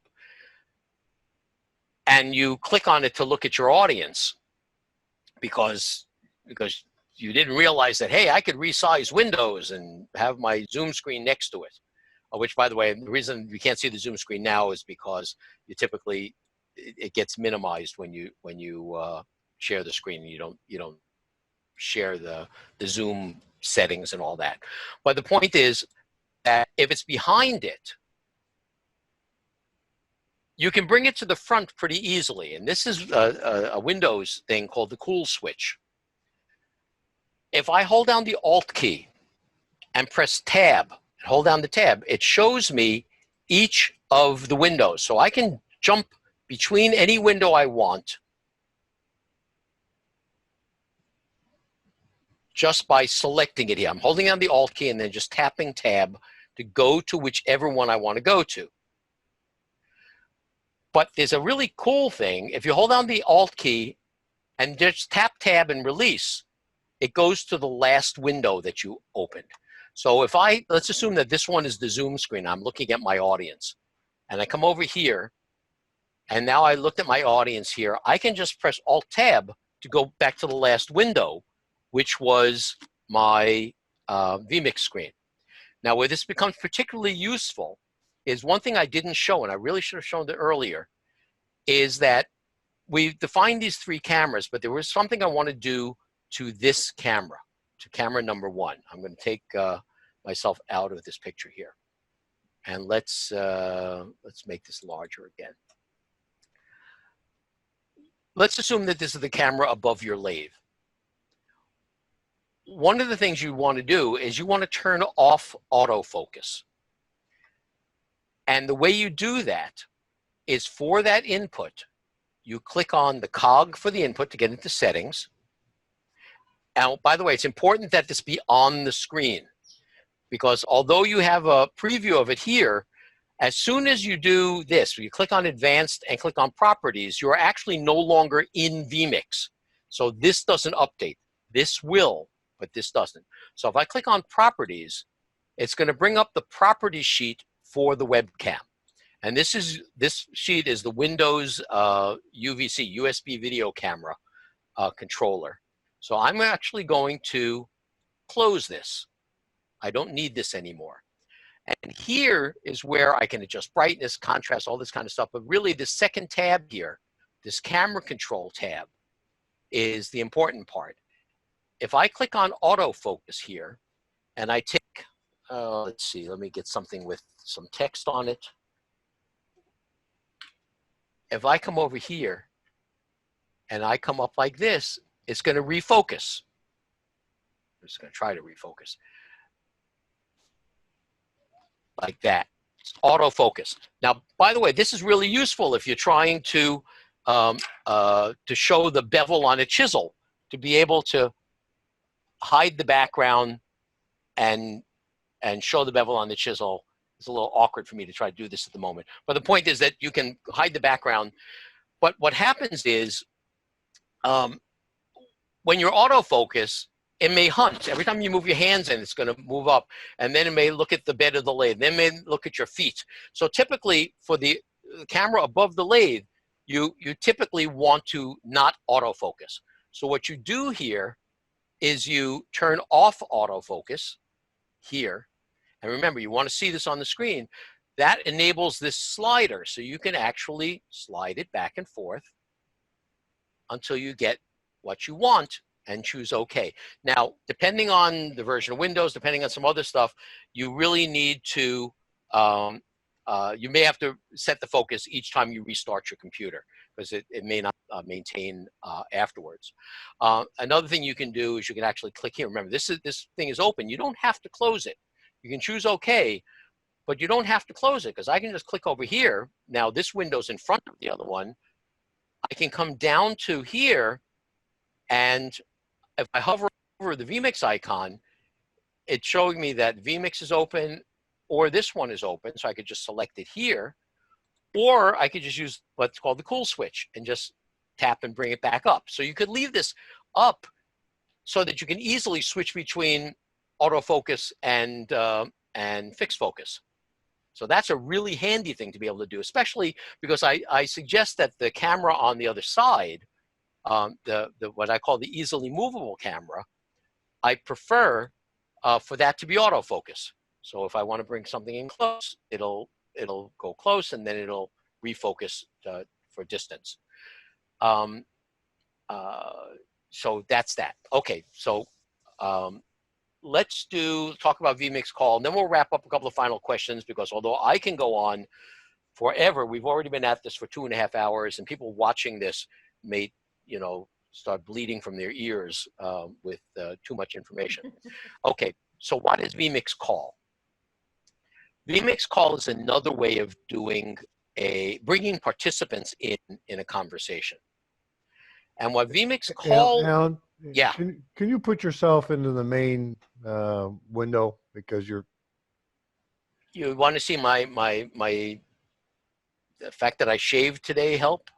No, the audio is better. It's more in sync. Oh, all right, that's fine. How can it be in sync if you're not seeing my lips the other way? All right, but it doesn't matter. All right, vMix call is a way of having somebody participate without having to download something like Zoom or Skype or anything like that. And what I could do, vMix call can either be done between a vMix session and a web browser, or can be done between 2 vMix sessions. So when Lauren and I demonstrate, I'm down in my basement shop. She's on the 2nd floor of her house in this room, the nest, where her studio is. So she's got a computer with a bunch of cameras, and I've got a computer with a bunch of cameras. And now, yes, I could bring her in as a participant in Zoom, but I would much rather bring her in as if she was a local camera and audio. So if I were to come in over here, let me come over here. Let me just go back to vMix for a moment. I could go into a web browser. And if the web browser, what you would do, and this is the way I do it with clubs, it has to be www. It's got to be www.vmixcall.com. You would ask them for their name, and you would give them a password. And the way that's done is if I add an input here, and I say a video call, I want to host a call. I can decide what I want to send them, what resolution and all that stuff. I can choose OK. And now, if I go on my phone, I'm not going to use NDI or anything like that. I'm going to, let's make sure the NDI is turned off. I'll just get rid of all this stuff here. I'm just going to go into a browser here, and I'm going to go into www.vmixcall.com. Right? So you're seeing that screen, correct? Yes. And then I'm going to type in my name, Alan Z, and the password in this case was 437133037. Same format that that telephone numbers use. And as you can probably see, it's green. 1 second. Let me turn off the chroma key. Because it's green, you can't see some of the stuff here. So I filled it in, and there's I can choose either the front camera or the back camera. So I'm going to choose the front camera, just to be obnoxious. And I'm going to join the call.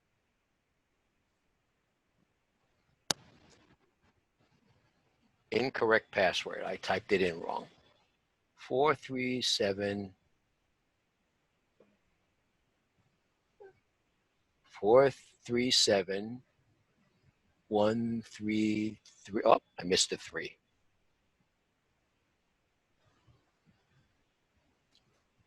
It's asking me if it's okay for the browser to use the microphone and the camera.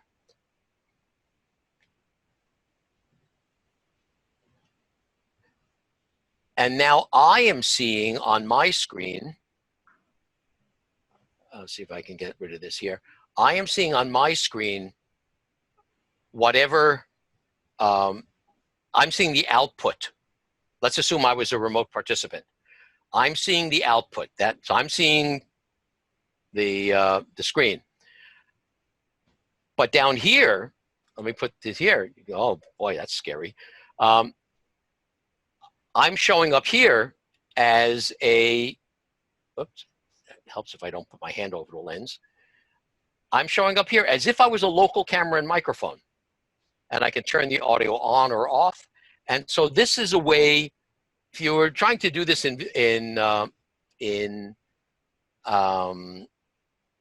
Zoom, it's trickier because you could use a desktop capture to capture the video, but how are you going to capture the audio? And more importantly, what vMix Call lets you do is the participant can hear the entire vMix stuff, including any audio. Remember, if I turn on audio here, they'll hear all this stuff here. In fact, you can hear it through the phone as I talk. I'm gonna hang up the call. But that's what's called the mix minus, meaning that the audience can hear everything except their own voice. And it's different than with the way Zoom does it, where it's only allowing one microphone to be live at a time. Here you can have two people talking at the same time. If their audio is up, they'll be talking together or over each other or whatever.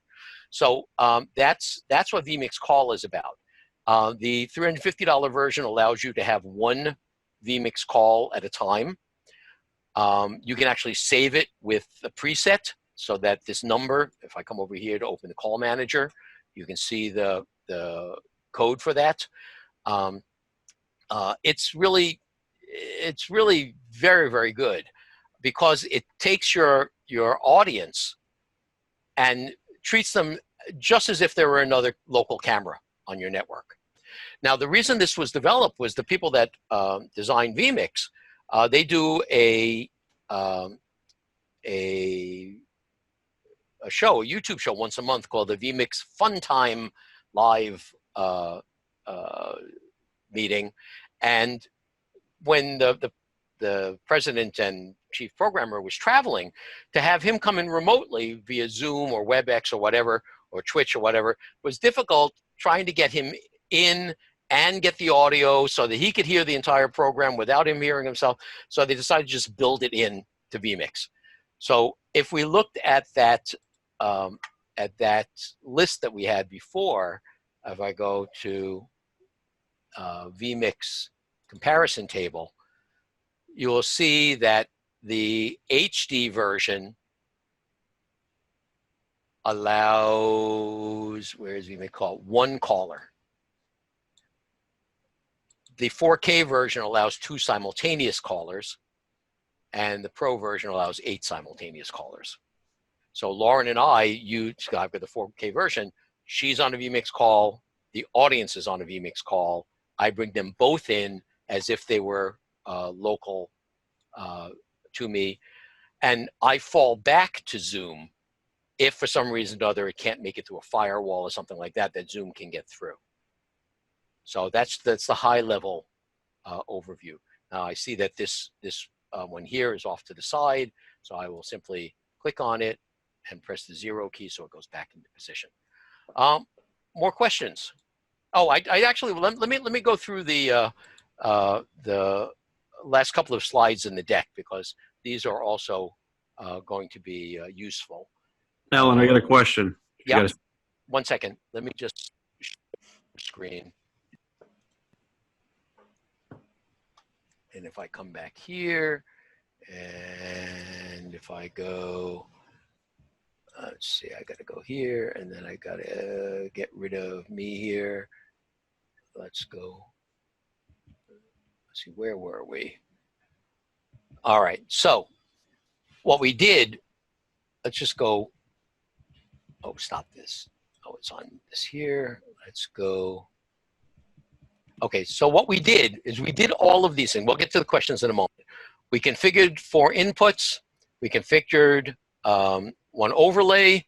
We configured the shortcuts so they can be controlled by a keyboard. We saved key press for reuse. I used external to make the output available to other programs. We looked at the vMix interface. We opened presets. We replaced. We appended. We did all that stuff. Then I showed how to make an input active using the top row and the next row. We showed how to put an input into the picture-in-picture overlay. We showed how to use the digital zoom, zooming in and out with the page up, page down key, or you can use the plus or minus keys. We repositioned active left, right, up, and down, and we reset active to default position. We talked about the full screen output to an external monitor. We talked about recording via vMix. I could very easily have just recorded it and then just save the recording and drag it in as a recording. We talked about NDI and desktop capture. We talked about chroma key setup. Okay, we covered a lot of ground. In Zoom, though, there are some things that I do want to show. Let's see if I can, I don't remember if I set up on this one or the other one. Let's see. If I go to Zoom here, can you see this setting screen? Yes? No? Yes. Okay. Yeah, Yes. now we can. All right. So in Zoom, either through the settings from the main program window, which is that white window, which is separate from the meeting window. In audio, here's where you pick your speaker, where you can test your speaker. Here's where you pick your microphone, and you can test your microphone and stuff like that. On the video tab, here's where you pick your video source. So I'm using the output from vMix. If I try using any of these other ones, it's going to tell me they're already in use, because a video camera can't be shared between sources. You can't have two trying to commandeer them. So when you start your Zoom session, it's important that you enable 16:9 widescreen. You want to turn on enable HD. You want to turn off enable mirror effect. What enable mirror effect does is it gives you a mirror image. That's for those people that are only used to seeing themselves in a mirror. They say, hey, it looks weird if it's a camera looking at me. So you turn that off. It doesn't have anything, it doesn't affect at all what your audience is seeing. It's just what you see while looking at your screen. If you're logged in, you can enable hardware acceleration. If you're not logged in, you don't get hardware acceleration. And the other thing to do, you don't want to touch up your appearance. As much as you may be tempted to do so, it's going to soften things, which is not the thing that you want to do when you're trying to send through high definition video of your woodturning demonstration. The other thing that you want to do is you want to go into the recording tab here, and you want to click on this optimize for third-party video editor. You want to enable that. What that does is it makes a much higher quality video file. It's a much larger file, but the unoptimized versions will crash a lot of editors and give you all sorts of grief. So you want to turn that on if you're going to record in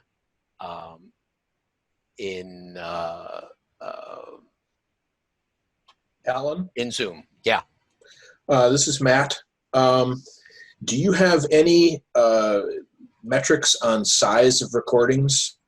An hour occupies so much space. No, kind of stuff.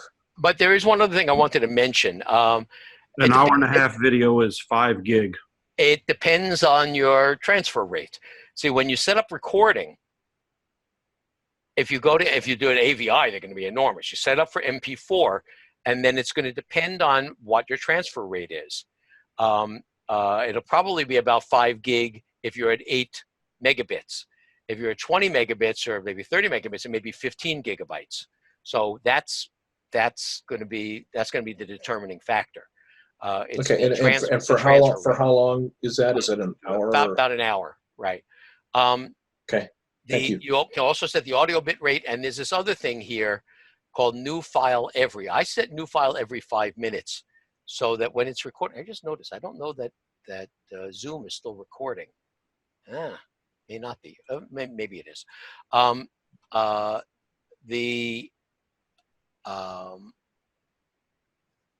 The what? Oh yeah, it is recording. Good. No, I can't see it on my screen. I'm looking at it in the other screen. What was I just saying? I was talking about. Oh yeah. So what happens is that thing here, new file every, is a fail-safe mechanism. Instead of, if I demonstrate for an hour, I'm going to say, and I'm recording in vMix. It's got nothing to do with Zoom. If I'm recording in vMix, because maybe I just want to make a recording for YouTube or something like that. I typically don't, if it's going to be an hour recording, I'm going to have it make a new file every 5 minutes, and in my editor, I'm just going to string the files together. The reason is that if I'm doing an hour's worth of recording and my computer bursts into flames after 55 minutes, I've still got 11 5-minute files, and I'll lose no more than 5 minutes. So that's the reason for it. There's this new feature here called fault tolerant, which does that same kind of, makes the file, a single file, recoverable without having to do this, but there have been some issues with that, so I'm not ready to recommend that. So I still do new file every so often, and if I come over here to show you maybe what it looks like, if I go to vMix storage, so you'll see that this capture here was done on March 19th, 0000. 5 minutes later, 0001. 5 minutes after that, 0002. So if I wanted this 15-minute file, actually, if we come over here, we can see that this is 5 minutes. This one's 5 minutes, and this one's 4 minutes and 14 seconds. So this was a 14-minute, 14-second recording session split up into 3 files. So that's an important thing. Okay, back to, so here, that's settings in Zoom. Okay, where can I get some things? Let's go back here. For vMix, you go to vmix.com. Let me stop sharing.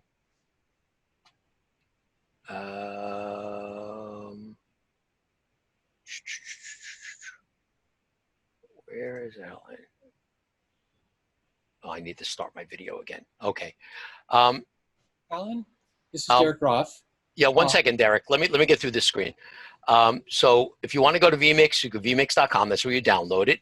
If you go to Zoom, you can just go to zoom.us. Now, if you're not logged in, as you can see, the way most of you are logged in was clicking on that link, or you can tell your people. Let me share my screen again. You can tell your audience to go to www.zoom.us, and then you would ask them to join a meeting, and you would give them your meeting ID. I have a pro account in Zoom, which allows me some additional features, and I can reserve a number. So my number, 201-555-4242. I invented that number because 201 is my area code. 555 is that fake exchange that's used in all the movies, and 4242 is the answer to life, the universe, and everything. From Alan, this is Gerald. Yeah, go ahead, Gerald. A quick question. We've talked before about that our club does not have access to internet at all. Yeah. There's not even a prospect of us getting it. Not even through your phones? Well, that's the question. Yeah. If I use a cell phone, create a hotspot, David said I need 5, download or upload, whatever. Is that 5? Typically 5 megabit or 6 megabit download, preferably. Is that optimum, or could it be less than that and still get a reasonable service? Well, one of the reasons why I like Zoom is that it does fairly well in low bandwidth situations. So you can get by. Instead of using it as a hotspot, you could actually attach your monitor to your phone if you got like the HDMI connector for an iPhone. So you could use your device and just load the Zoom app. Okay. That's another approach. There's a number of ways of doing it, but let's assume that you don't even have that.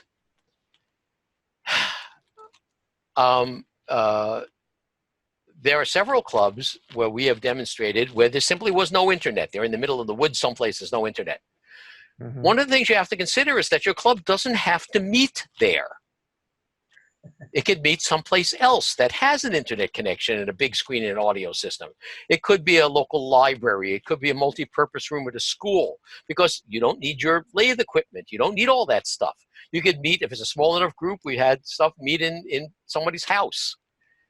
That's the other approach. Doctor, it hurts when I do this. Well, don't do this. It hurts when we meet here. Meet someplace else. That was a thought too. Yeah. Yep. Okay. Well, we're not at that point yet. Maybe next year. We're booked up for this year. Or just come up here and visit me. Well, I could do that. Other questions? Just for me. Hey, Alan. Let's do David first. Right, just following up on that previous comment, our first demo with Lyle, we used one of the local college who had all the high-speed hardwired kits, so there's plenty of other opportunities for places to meet if you haven't got an internet connection. Yeah, and it took David's group, 2 years? the CHIM, it took them a while to get their internet upgraded and things like that. But as I say, when I found out that Long Island group had a 60 megabit download, I was very annoyed and dripping wet. And I was annoyed and very wet at the time. Okay, Todd, you had a question. Yeah, Alan, there's a question about the NDI service or the NDI app. Does that introduce a lot of latency? Do you see a lot of lag with that? Not if you've got a good Wi-Fi, because it's designed to send video over the internet.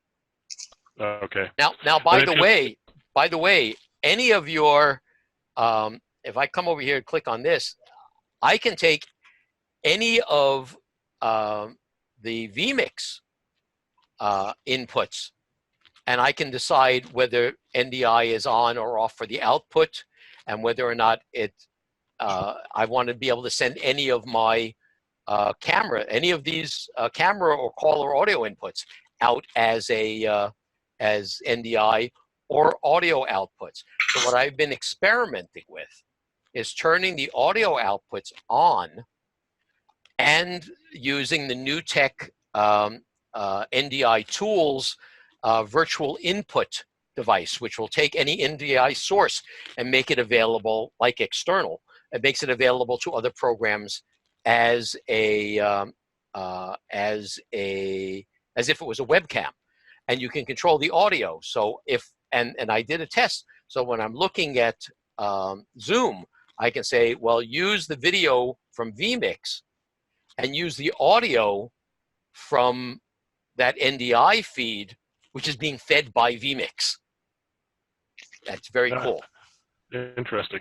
So I was doing a quick search on the Google Play Store, and I couldn't find the NewTek NDI app. NewTek, NEWTEK. This is Matt Harbour. I have been searching for a workable Android platform NDI app for the best part of a week, and have not successfully found one. All right, So, take a look on. Go to the NewTek website and go to their forums, and you could ask the question there. So if we come over here Their forums also say that there is NewTek does not provide an NDI app anymore for Android. It's just for yeah. Well, and iOS. one of the reasons might be because they used to have it.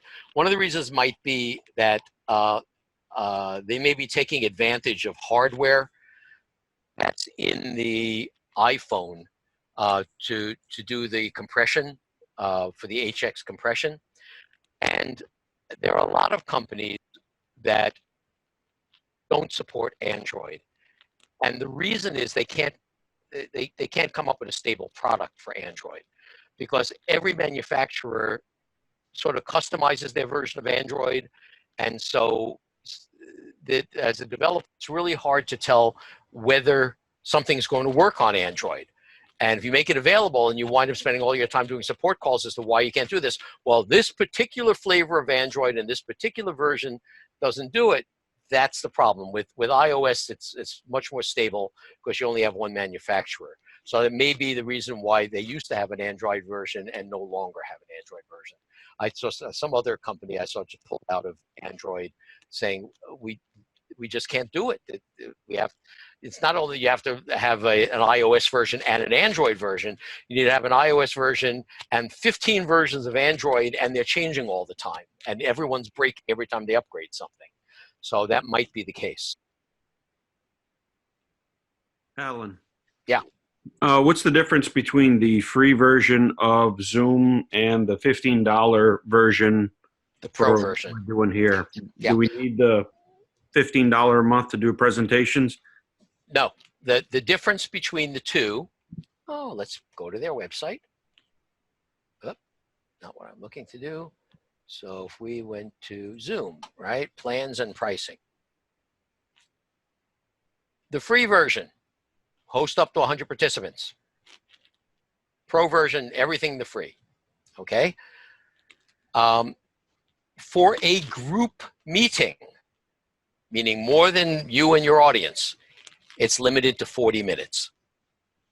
So if you had anybody, a third person join in, whether maybe it's the vice president of the club is in the hospital and wants to be able to join in, it's limited to 40 minutes. So it'll give you a warning before your session is about to end, which you can then just stop the session and start another session. But you are limited to that. I don't know what the I don't know what the total meeting duration can be, even if you're one-on-one, but on the like we've been on now for about 4 hours because I started early.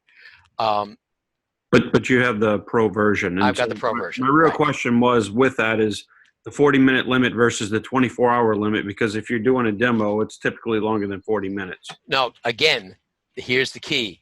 In group meetings. If it's a one-on-one, you and the club, that's not a group meeting. That can be several hours long. Okay. The group meet, it's when the third person enters, that becomes a group meeting. Also, I don't know if the if you make it available for the non-pro participant to record, I don't know if it'll record in HD or if it records just in standard def. And by the way, I've been having some difficulty. It took a long time to get this thing set up because with my computers, I've got a conflict with the current version of Zoom, which is, if I find it here, if I come over here and I say help about Zoom, the current version is 4.6 something. It's having difficulty with virtual cameras like Zoom.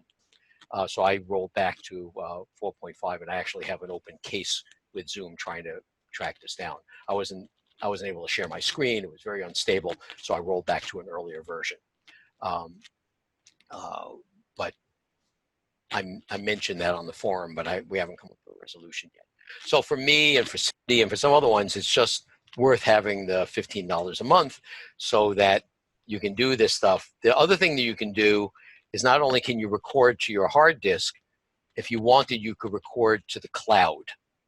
It says 1 gigabyte of cloud recording. So when you record, you could say, I don't want you to record to my disk because maybe it's you're worried about the overloading your CPU. You got too many things going on.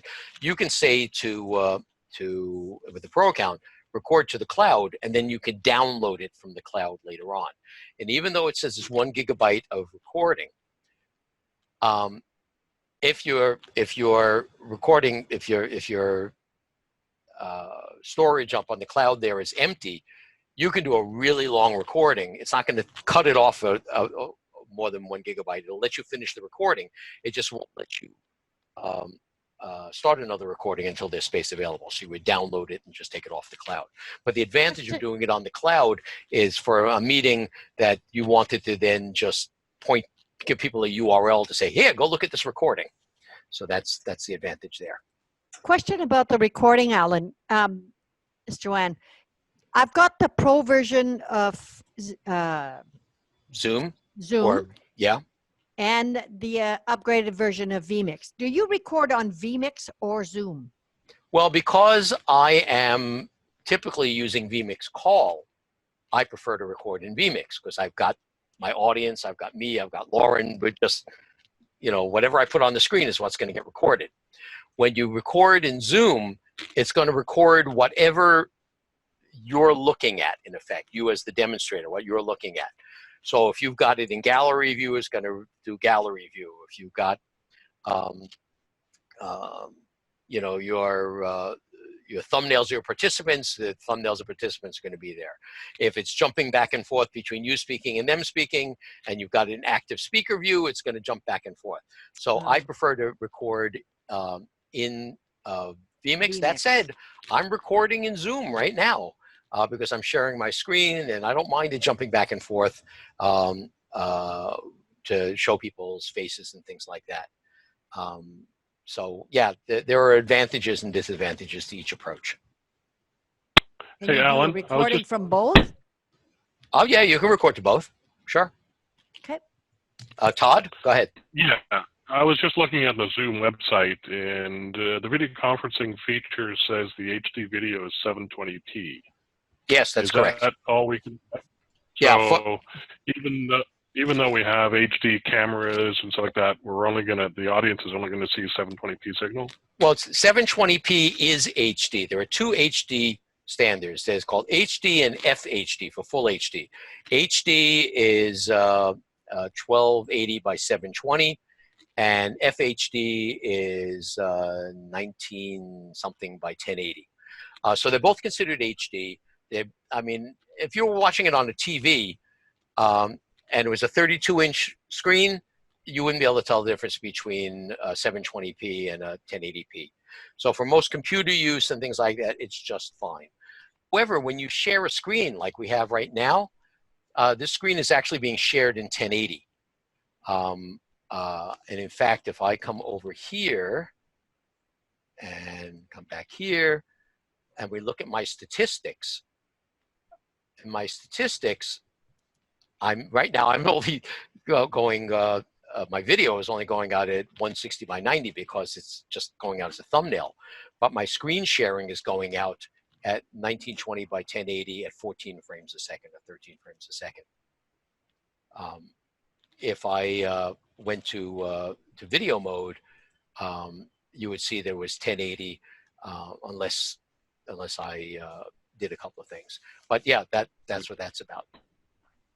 Do you think that 1080p streaming will come, or is that too much bandwidth at this point? It will come. Facebook and YouTube now allow streaming at 1080p,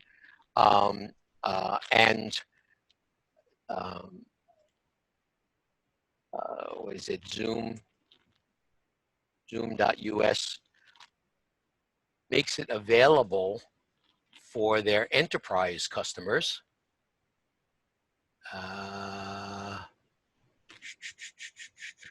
It's still considered experimental.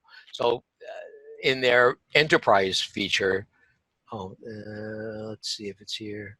Yeah, it's either in their business or their enterprise. I think it's in their enterprise, which is $19.99 per month per host with a minimum of 50 hosts. So that's a little bit out of the price range of, of most. So, but I mean, as a demonstrator, if you have a YouTube channel, you could stream to YouTube and then just have your audience, your club, the audience watch the YouTube live.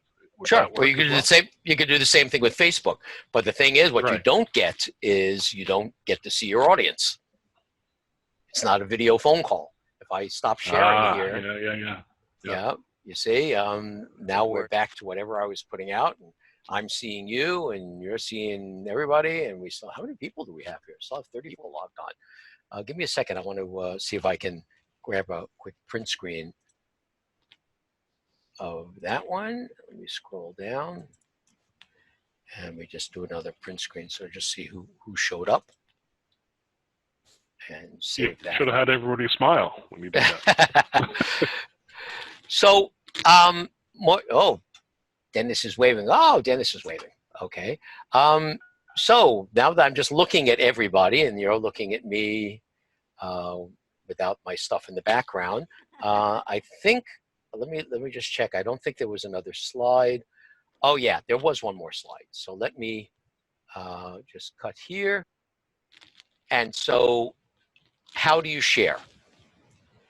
Well, if you've got questions about vMix, in general, you can go to forums.vmix.com. They're really good. And or you can go to Lucid Woodturners. And in the members area, look at discussion forums and rethinking demonstrations. And I think there was another one here. Yeah, and also in the, I didn't update the slide deck, also look in the documents area. So I just wanted to make sure we had that. So if I go here, and then I put myself, say, here, and I do that. Let me make myself small again. All right, so let's wrap up with a couple more questions. One last one. Yeah, go ahead, Joanne. I bought the Q2N 4K cameras, two of them. That's it. That's made by a company called Zoom, with no relations to this communication software. That's why okay. So was that not a recommended camera? Well, I've got the original Q2N. It was really designed for musicians because it's got extraordinarily good microphones. It's got an HDMI out. It can run on batteries. The batteries last less than an hour, although you can get a battery pack and you can power it by USB. Its low light capabilities are not particularly good. It doesn't have any focus ability, but you can change the angle of view and affect the digital zoom in. The thing that really annoyed me about the one that I've got is that you also can hook it up and use it as a webcam. But on the original Q2N, the technical term for the quality was it sucked. It was really awful quality. It looked like a bad $20 standard definition webcam. I came close to buying one of the 4K versions to test out. What I'd like to do, Joanne, since you got that version, we should spend a little time online together and let's do some tests with it. That'd be great. Because yes, you can output from it, say, output its HDMI into something like an Elgato Camlink adapter, but I don't know how well that works. But that is a consideration. I mean, I've got 9 cameras, 10 cameras between camcorders and action cameras, and this incredible little $700 beast. I've got lots of things that'll do 4K these days. I also recently got a 360-degree camera it records 360 degrees, a sphere around you, so you could be walking through a place, and then later on you could decide what you want to look at because you've captured everything around you. Joanne, you know I'm in it for the toys. Me too. Other questions? Alan, would this be a good time to show a quick view of your computer box, or you want to do the? Oh yeah. Let's do that. How shall I do that? Let's see if I can do that with my camera. I'm going to go back into the NDI camera app. That's a very good thing. All right, let me just move this out of the way. Let me go back into vMix. Let me see if I can find my camera. Here's my camera. And I'm going to turn off its audio. Hold on. Where'd I put it? Okay, so I'm turning off its audio, and I'm going to turn me off. So everybody should be able to see this, right? Yes? Yes. Someone say yes. Okay. Yes. A little blurry. It's blurry. A little bit. What are you drinking, Joanne? Nothing yet. How about that? Uh-oh. Yeah, much better. All right. So what I've got is my notebook computer sitting on top of a box. See this box? And on the front of the box, I have a panel, in effect a shelf, where I have a remote keyboard, and I just put some magnetic strips on the back. I've got this thing called an X key control. No, this isn't an X key. This is a Stream Deck where I can program keys to be able to do virtually everything that I can do with this and then some. And I can actually switch between screens. So as you move around, you can have different things set up. So if I do this, I can go home, center, Hey, Alan? and all that stuff. Yes. I learned about a program for the iPad called Strata Macro. Yeah. It's basically a software version of a Stream Deck. Okay. And it's about $50 for the software, but it'll change your iPad into one of those, basically. But you don't know about this. If we come in over here, see if I can find this. In vMix, you can set up a web controller. I don't have an easy way of showing you that at the moment. But you can use an iPad or any other device, any computer on your network, to turn cameras on and off and stuff like that by going into, let me share my screen. Let me share this. Well, I'll get back to it in a minute. So here, I've got this. I've got a metal plate that I cut to fit.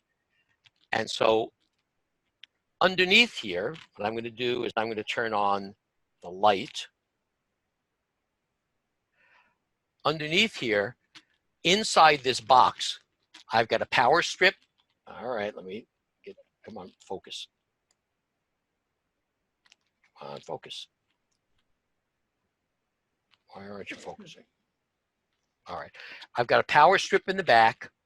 I've got a just a little USB power supply here. I've got 3 hubs, one here and 2 on this side.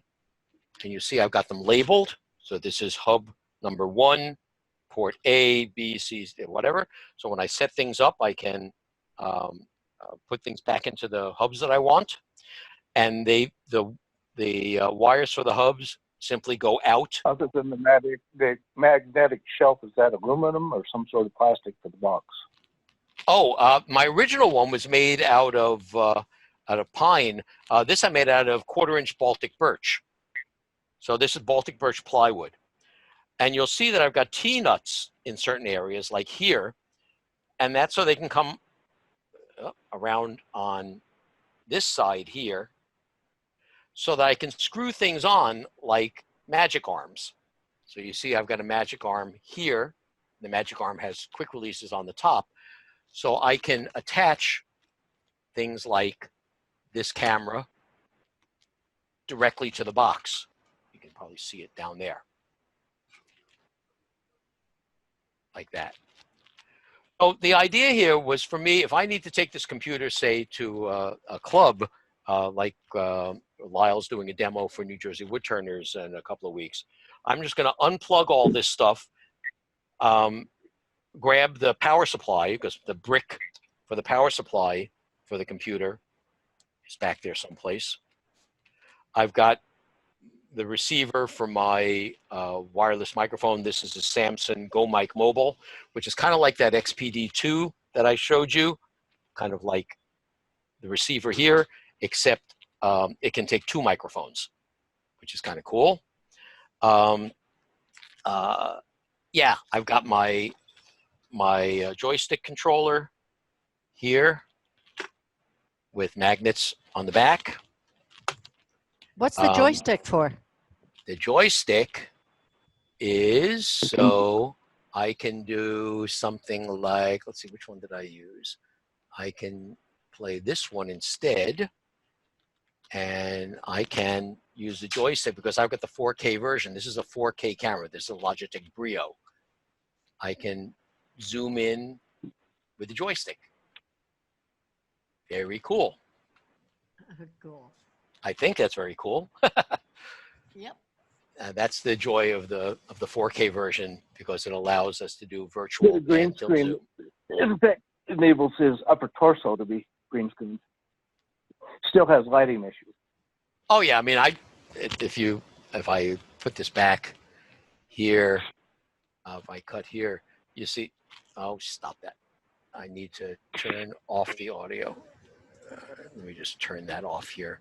Turn off the automatically mix audio. Yeah, because if we look here, I'm in a room with lights in the ceiling and stuff like that.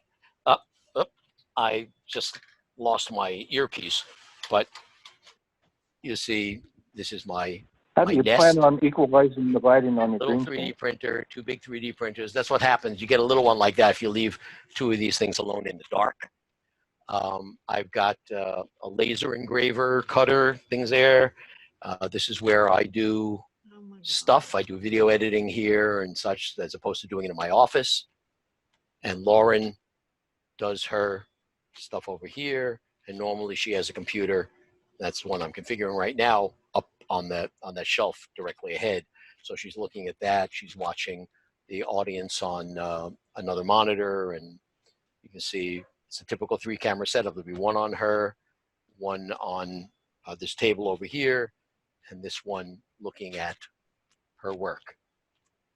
1 second, let me put my earphone back in so I can hear you. More questions? Actually, it brings up a good question, Alan, about hearing while you're demonstrating. You have a little earpiece with Bluetooth headphones, like what are those ones you made me buy when I saw you at AEW? The Trex. Oh yeah. Bone vibrating ones. Yeah, I personally use that. Let me just do something here. Let me just switch back to Trex air shocks or something like that, right? Yeah, well, yeah. Let me just figure where am I going to use? Let's just use. Oh, that's because I put my green screen up, down. That's why I was seeing my background. I'm looking for my black background one here. All right, let's do this here, and I'm going to turn off the NDI on that one. Yeah, anything you really want to have something in your ear. Right now, I'm just using a single wired version, and I actually use this when I do webinars for Club Express. And this is a little bit unusual in that it takes both the left and right audio feeds. So it's a stereo feed being brought into one monaural earpiece. But normally I wear the bone conduction headphones because that way I can keep my ears open and I can hear myself. The advantage, these bone conduction don't actually sit in your ear. They sit in your temples in front of your ear. And they're really designed for runners so that a runner can hear that car or that dog coming up behind them and still listen to music and take phone calls. So yeah, that's pretty good. Cindy tried a whole lot of things, and now she's using Apple AirPods, the little Bluetooth ones that you stick in your ear. And what's kind of nice about it is that you wind up maybe an hour's worth of audio taking a through each picture one of of those. you. And what happens is she's only doing one at a time. So she's keeping one in the recharge case. She can plug one in, use it for an hour. She can take that out, stick it in the recharge case, take the other one out. Meanwhile, the first one's recharging. And then so you sort of have unlimited there. And Cindy, if you're still there, you want to just give your take on the AirPods? Yeah, I'm still here. 2 hours they'll last, but if the demo is very long, I quite often have to go for the second one because I'll have it on before when we're setting up and everything, and but it gives you a little warning. And I've been happiest with those over about 4 different things I tried. No wires, good sound, way better than any other kind of cell phone headset thing. Yeah, we tried a couple of things with Cindy, and that worked well. The bone conduction works very well for me, just because I want to be able to hear myself a little better while I'm speaking. Yeah. Otherwise, I tend to speak too loud. But there's a couple of different ways, and I'd like for folks to go onto Lucid and discuss these things. Now, by the way, there is a cost for all this mentoring and all that stuff. And the cost is that you go onto Lucid Woodturners and start threads or continue threads saying, here's what I learned, here's my observation, here's what I like, here's what I don't like. And so that we really foster the conversation. And then what we can do is we can start picking apart some of these discussions and making documents out of them, and to sort of codify what we're seeing and what our positions are, because our opinions on things will change over time. You know, a couple of years ago, I didn't recommend camcorders to anybody because the adapters were $300 to $400 a piece. Well, now that you've got an Elgato Camlink for $125, now all of a sudden a club could say, oh, we want to use our camcorders. So without having to invest $1,000 or more dollars just to get the interfaces. The other thing is that one of the reasons I like webcams is that they're lightweight, they're easy to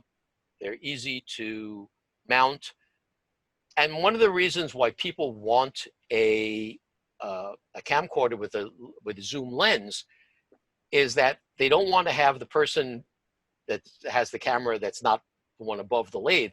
They don't want to have somebody on a tripod with a camera operator standing right on top of the demonstrator. They want to back 10 feet. Well, if you've got a webcam on a microphone stand, and the microphone stands that I use have a 12-inch cast iron base, and I very often will put a free weight on top of them, just a barbell weight on top of it, to make it a little heavier. It's not obtrusive. Put it right next to the demonstrator, and so you don't need optical zooms as much as you think you do. And one of the things I remember when I was a photographer back in the 1900s, before zoom lenses were any good, if the image was too small, you took 3 steps in towards your subject. It's the same thing. Move the camera. I say it's very much like having the difference between having a 6-speed lathe and having a variable speed lathe. If you have a variable speed lathe, if you need to change the speed, you change it. It's easy to change. If your camera's hard to move, it's kind of like a 6-speed lathe. I'll get around to move. I'll get around to changing the speed later. I don't want to have to go through the trouble of changing it. But if it's a matter of just moving the thing in or flexing it up and down, or unclipping a quick release and just moving it to another stand that's ready to receive it, then all of a sudden it becomes a very viable approach. More questions? Yes, Alan Emiliano here. It's about time you spoke up. Well, something made me speak up. When I saw Elgato Camlink, I was having PTSD. We're going to have a session to see why mine kept frozen 3 times in my last demo. Yeah, I had it freeze when I was in Austria. And what I wound up doing was literally unplugging. I've got the the Elgato on a little short tether like this. It comes with a little extension, and I found that just unplugging it, plugging it back in, then going into vMix and right-clicking on the input and choosing reset usually cleared it up immediately. But yeah, Okay, I had that happen. I'm gonna try that. Yeah, then again, I've got 2 of the 4K versions and 2 of the original versions, which aren't sold anymore. They were 1080p, and I've got a Magewell and a Chinese clone. So I've got 6.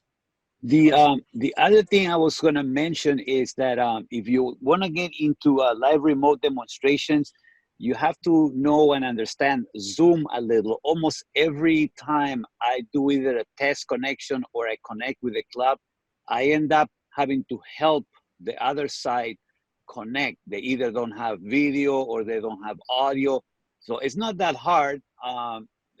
The problem is that those little icons disappeared when you're not clicking on them. But that is something you got to be aware of. You're going to have to help the other side. They expect you to be an expert on Zoom.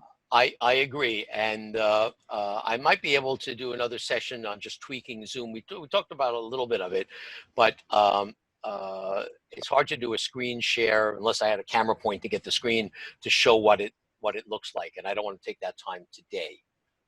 Well, it's been great. I said goodbye earlier, but I kept on watching. I'm inside my car parked outside the supermarket. Zoom works even on what is this, LTE? Yeah. And Joanne is still almost awake, although she's been yawning. Oh, because I'm refraining from smoking. Oh, then yawn away, my dear. Yawn away. You know how that's why I want you to wear your respirator helmet even more, because it's hard to smoke inside the respirator helmet. So I appreciate that. I'm hoping that, well, you know, we lost a couple of people. I think we had close to 40 at one point. We're down to about 22. I am impressed with the stamina of the people that have stayed with the call. You've been great. I'm hoping. I was gonna say, I envy your prostate. I don't think I've seen you take a bathroom break yet. That's all right. I went 6 times last night, you know. It's amazing what adrenaline will do, you know. I've been on for, in effect, 4.5 hours since I actually started this at 2 o'clock. But as you can see, it doesn't take much to get me talking about this stuff. Can I use that line, Amelia? What is that again? Can I use that line? Yeah, of course. Well, the line that I like was from Portland. We did a special interest night session, and although I don't want to get into it right now, it looks like there will not be a special interest night session in not Kansas City, Louisville. Louisville. In fact, it stands a good chance that Lauren and I won't be there, but that's a whole other discussion. Well, yeah, well, we're thinking about it. Part of it's got to do with this whole travel thing, but there's also some things going on that I'm not happy about. I mean, we canceled our trip to Tokyo. We were going to go to Ireland. We canceled that. Depends on what happens over the next couple of weeks as to whether or not we decide to go. But, you know, right now, traveling is something that you have to really consider, especially traveling where you're going to be close to people and crowds and et cetera, et cetera. So yeah, I'm watching the news. Next weekend, I've got my 50th high school reunion. And evidently the registrations have been kind of light. And they do a homecoming for all years, but they highlight, you know, the decades and stuff like that. But so yeah, I'm not sure that I'm going to be there, but where was I going with that? The line, the funny line, I think you were going at. Oh yeah, so in Portland, there was at the special interest night session, there was a guy that said, we'd really like to try this remote demo at our club, but knowing the guys that are there, if this doesn't go well, we're not going to be able to do this for another 5 years. And Emiliano said, well, when you're talking to the guys in your club, he says, don't talk to the guys that are carrying a flip phone. And to me, that was brilliant. And I mentioned this to somebody online, and he said, well, I carry a flip phone. I said, listen, I'm talking to guys that don't even carry phones. So yeah, you don't want to necessarily talk to the person. I mean, David will, if you remember looking at the forums in England, oh, this thing don't work. We tried it 10 years ago. It doesn't work. It was terrible. Yeah, that was 10 years ago.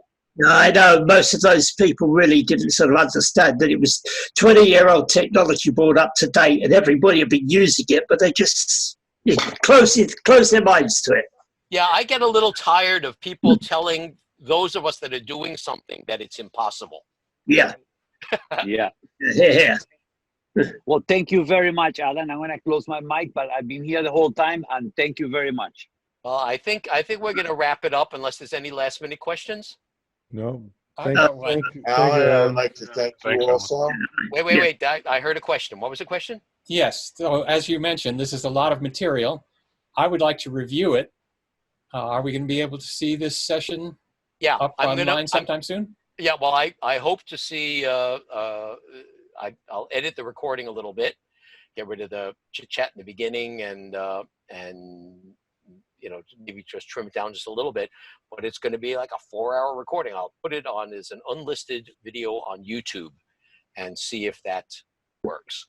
If not, I may have to split it up into a couple of different sections or something like that. But that was the reason to record this, assuming the recording works out okay. If not, we'll just do it again. That would be great, because I missed the Gil, first hour. What's it, Gil? Yes. The tutorials they have on vMix are good, aren't they? I haven't really watched them. Yeah, they're very good. In fact, that's one of the things I should have put into the slide deck is go to YouTube and search for vMix, go to their channel so that you're not necessarily just searching for things that are videos that are 7 years old. Go to their channel, click on their videos and look at the most current videos. They're very, very good. I mean, from start to finish, I can, because I got a lot of information today that, once again, a little overwhelming, but I'm looking forward to that dinner I'm making for you. So yeah, well, that's right. So I'm booked with Gil that I'm going to go over to his place and help him set up his system. He's already got all the hardware, and he's tempting me with food. So he likes to eat well. All right, I look forward to it. And once again, a little bit overload for me, but once again, I sat through the whole thing, and I think bit by bit I'll get it slowly but surely. Well, generally, when I talk with people, the twitching usually stops within a few days. Okay. Okay, great. All right, everybody. I'm going to take my leave, and this has been great fun for me. I hope it was good fun for all of you. Yes. Thank you very much. Bye-bye. Keep in England. Bye. See you later. Bye-bye. Aloha. Aloha. Aloha. Alan, I will see you. I will see you in New Jersey with the projector in a couple of weeks. Oh, good, because I spoke to Bob at the Meadowlands. By the way, that was also terribly attended, probably due to the virus. Yeah, that's one of the reasons I didn't go yesterday, although I was actually preparing for this. But yeah, it's been going downhill. But I would have liked to have been there because Jeff Hornig was doing demonstrations, and he's one of our remote demonstrators. So pretty cool. Yeah, we were talking. I was drooling over his setup. Yeah, well, it's this setup. Okay, I'm gonna go. Bye, everyone. Ciao. Bye.